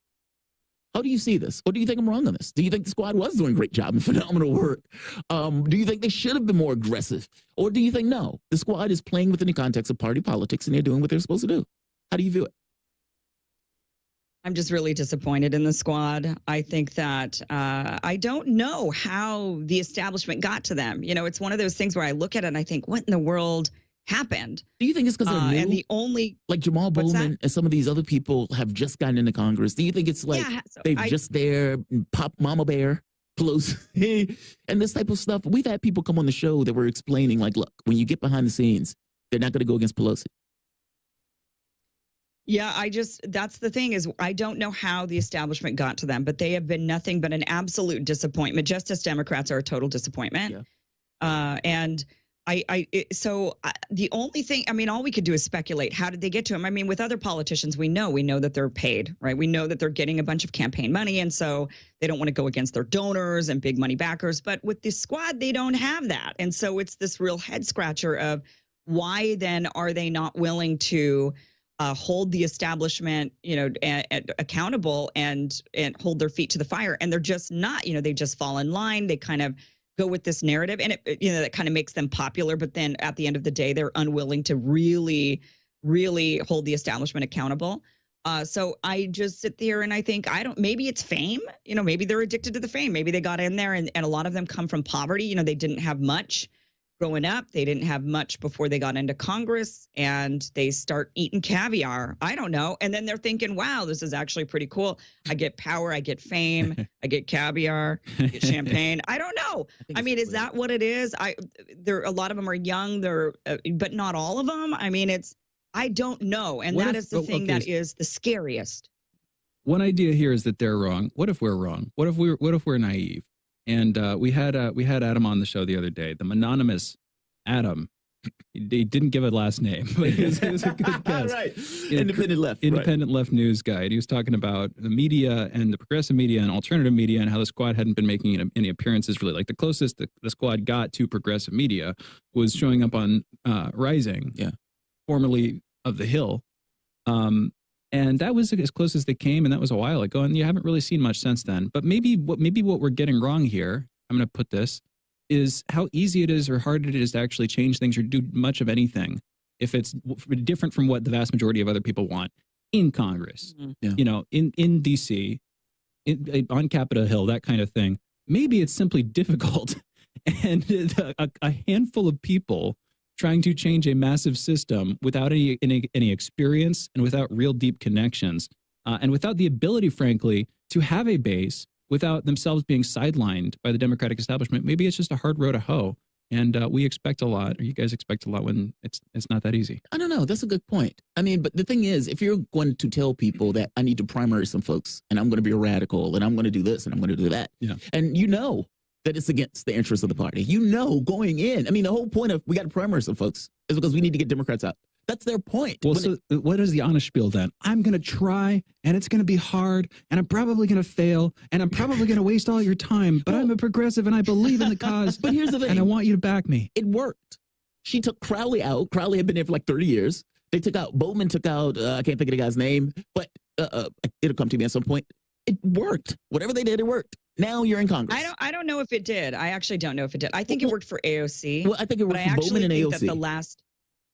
Other than her, I think that the last wave of progressives, when you look at the Justice Democrats and who was actually winning, I do think that the Black Lives Matter movement actually made quite a bit of progress on that front. Yeah. That is the one area where I think there was genuine and serious change, was that we are seeing more Black folks elected. And I think that was what people were looking at more than the economic policies or the progressive policies. As much as I hate to say it. That's unfortunate. Wait, why is that unfortunate? Because you want them to actually. It's one thing. Right, exactly. It's one thing to do a policy that benefits a particular community, meaning Shane Stranahan gets elected, Shane Stranahan passes some kind of medical thing, and the larger percentage of the bottom population gets benefits from that. As opposed to, I'm just putting a Black person in that's not going to do that. Which one do you want? Right. It's that. It's this notion of, all right, we're going to give you the theatrical politics from the 60s. Oh, Black people can't get elected into positions. You put one in and everybody claps. Oh, my God, a Black person got into that position. Well, it's 2021. And so it's like, okay, that Black person got elected, but that Black person's not going to pass any policies that benefit the community of the Black person. And so it's like, what matters more, the policy or the theatrics of just kind of being a person there? Well, but isn't the weird thing about that This is okay. So this is a sort of affirmative action applied to politics specifically. I would love. I hear you. I know the black person to be there and do the thing and pass the policy. But if it's either or, isn't that inimical? I'll take the policy. Isn't that inimical to the nature of how our democracy is supposed to work? We are not supposed to elect people to serve just they're supposed to serve their constituencies, but their constituency is supposed to be their constituency, not their race, nor their religion, nor any sort of easy way to divide it other than location. The bare minimum of your constituency is who elected you from a specific place, whether that place is a county, a state, or a country. That's why I didn't break it by race. I said the people who are at the bottom of the income scale. But you see what I'm saying? Isn't weirdly? So what is it then? The tokenism thing. If I'm going to use the slightly crude and outdated word, electing a token vice president like Kamala Harris. The expectation isn't and shouldn't be that she is going to serve the interest of quote unquote the black community, even though there are plenty of black folks who would be satisfied and for good reason to see her do so. That's it. It's the opposite of what our democracy is supposed to want. Kim, can you please make sense of this for me, please? What's going on here? Well, Kamala Harris should be serving the interest of us Asians, is what she should be doing. That's right. That's right. We need to have somebody who's like, no, she should be serving the interests of blacks and just have an identity fight. Her Tamil grandma is exactly, of course, what you're talking about anyway. Yeah. But yeah, it's a real interesting thing. Please, Kim. Have you ever run for high school office? Yes. Did either of you ever run for, it's really a popularity contest. It is. That's all it really boils down to. That's all it is. So I think that's kind of what it is in politics. It's just a popularity contest, and they see, this is the trendy person to vote for, whether that person be, Arnold Schwarzenegger, and he's a movie star and he's running for governor, or whether it be AOC, who's this rising star, and you hear the rumblings in your community, or whether it be someone who's black because you want to look like you're not a racist. I mean, whatever it is, right? People are not really voting, unfortunately, based on policy. Otherwise, we'd have a lot better policies. But instead, people vote based on, what's trendy in their area, what's cool, who's popular. That's what they go with. But, going back to the squad for just a second, I do want to say that there is power in numbers. They could be banding together. They could be doing what is best for us. I think that they're each individually afraid of becoming a Tulsi Gabbard, which is someone who was completely iced out of the party, who was smeared by her own party, was not given committee assignments. She was on the Armed Services Committee. But beyond that, right? I can't help but feel like if you keep doing that, and Jamarl, I know you wanted to go somewhere, but I can't help but feel like if you keep doing that, if you keep icing them out, well, they don't actually get iced out. They're still alive. They're still vibrant political players in their own way with following. Yeah. Aren't you just making an opposition coalition at some point? Yes. It's in the same way that's what they should be doing, and that's how the squad should be treating it. But they're not. They're instead falling in line rather than being that opposition, loud opposition, by the way, who has the power of social media. Not just social doing media. So much for us. Kim, not just social media, but the power to influence the vote. I mean, the vote tally is so narrow in regards to the House. And that meaning that in the way that Joe Manchin can say, yeah, I'm not voting for that, I'm done. They could do the exact same thing. Well, but they could also make martyrs of themselves simply by getting pushed out of Congress if they did it with enough consistency, if they did it as a coalition, if they did it as a group. Well, you don't have to do it constantly. I mean, what about Joe Manchin's excuse? How's Joe Manchin? Meaning when Joe Manchin is deciding, I'm going to kill the COVID bill and I'm going to kick food out of the mouths of mothers in order to do it because I don't think American workers are worth $15 an hour. How do you sustain that position of, I don't believe American workers under the face of opposition and attacks? You can't. Well, he at least has Kirsten Sinema, right? He's got he's got a partner. Yeah, he's the one who's doing the downvote. Yeah, the downvote with the thumbs down. Yeah. I will be honest. I do actually kind of like her. Not her fashion sense necessarily. I like her fashion sense. I don't like her. It's just I like her fashion. I like her fashion sense. I like her spiritual aesthetic. I don't know what it is. There's something about it. I don't like her policies, but that's my hill. I'm gonna die on that hill. Jamarl, you wanted to get to Gavin Newsom. Kim, one question, 30 seconds. Gavin Newsom. So the recall, why is Newsom being recalled? That's the first question. And is he going to beat that recall? Like that, it seems so weird to me. I didn't necessarily think Gavin Newsom did such a horrible job as governor where they would take him out of his office. What is going on with that? Well, you didn't live here in California. That is true. That is true.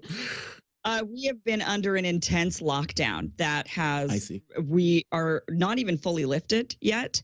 So we're still, for the rest of the country, I travel around and everything's back to normal. And there, by the way, are no, bodies in the streets, 2 weeks, bodies in the street. And we're not seeing that all around the country. And yet California remained under lockdown and restriction while Gavin Newsom was gallivanting around with lobbyists and dining at the fanciest restaurant in California. So while Californians are suffering, while California businesses are going under, Gavin Newsom just continued to rule with an iron fist over the state when other states were open and doing just fine by the numbers, or at least no different than us. Yeah. We also still got hit hard, so it didn't help. Interesting. So, yeah. But that's why he's being recalled, because basically California is saying you've done a horrible job and our lives are miserable. Yeah. Well, it's funny, too, because I remember Gavin Newsom was along with Andrew Cuomo back in the day being, paraded as one of the Democratic We got it frontrunners. right. Here's how you handle here's how you handle the coronavirus. Here's how you handle lockdowns. Kim, we've got to cut this short because we want to make sure we have enough time for calls. Thank you so much for the conversation. Fun as always.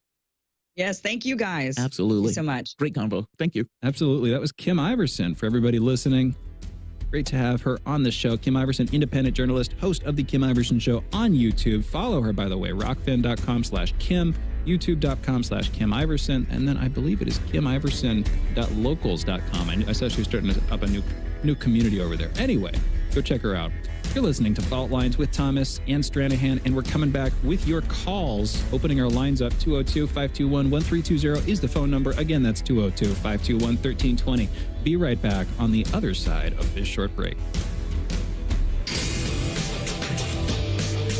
Fault Lines.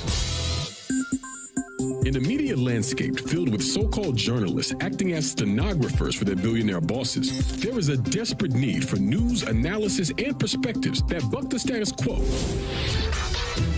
and get to the heart of how domestic and international events impact you and me, as well as showing how we can get involved in the struggle to change that status quo.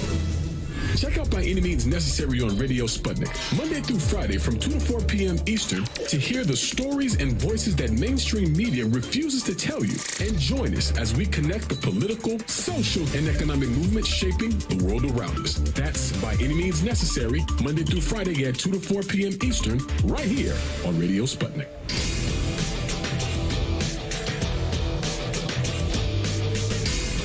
Fault Lines.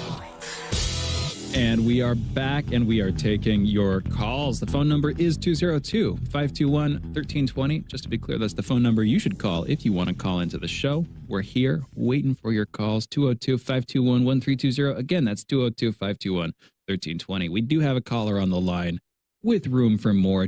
I'll say it one more time, 202-521-1320. Nate, calling in from Atlanta. We didn't get to you last hour. Nate, thank you for calling back in. Pushing against Jamarl. Uh-oh. Nate, you're on the line. What's on your mind?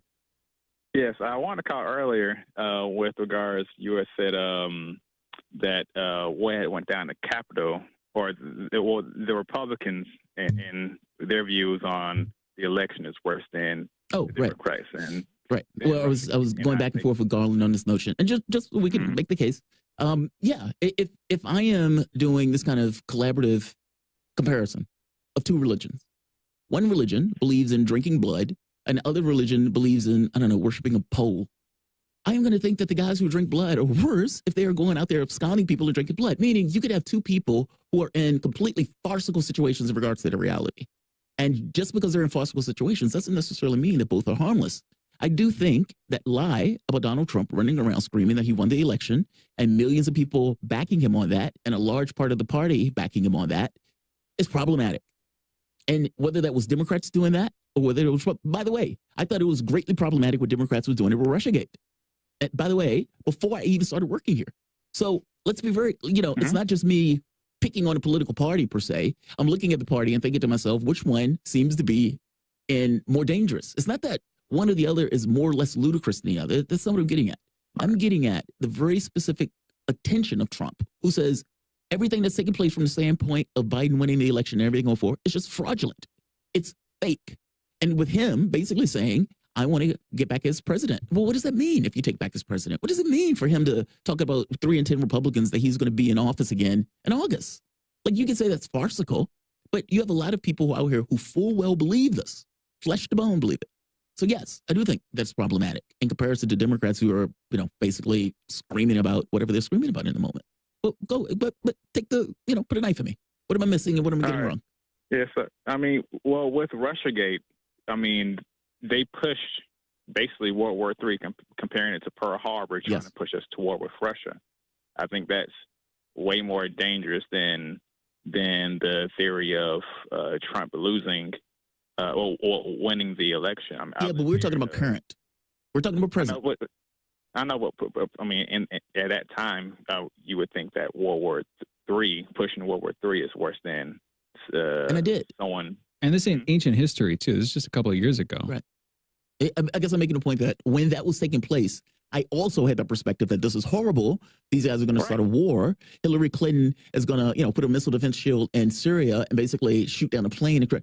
My perspective has been pretty consistent. I'm looking at this as if it moves through time.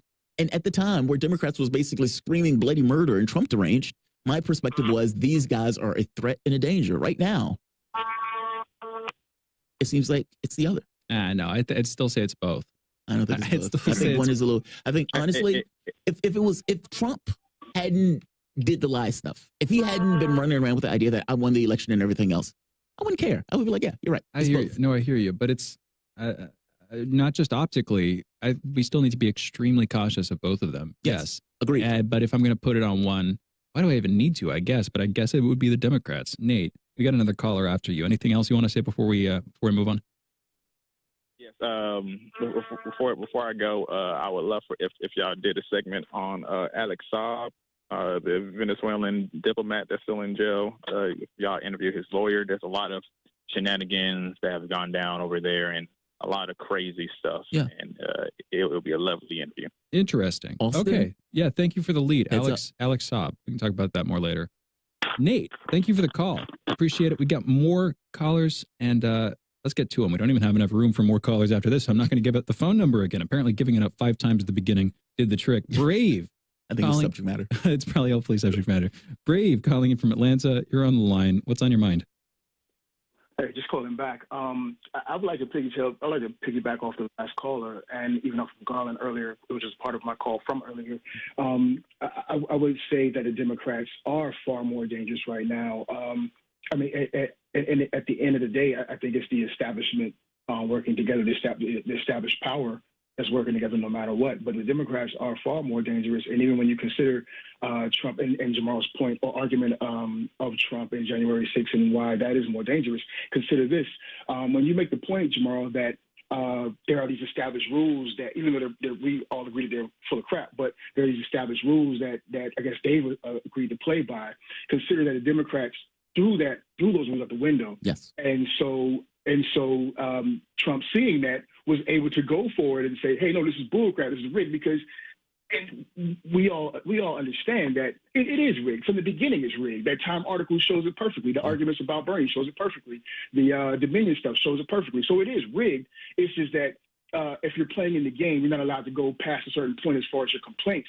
And Trump took it up to that threshold, but consider that not even his group was willing to make the argument on factual evidence that's clearly out there. The MSC network is talking about it all the time. You guys have had Convo Couch on talking about it. You got a number of guests on talking about it. So there's a lot of information they could have used to make their point, but they realize that that is the wall, because they all do still want to continue the rigging and continue with the falsehood and not secure the election.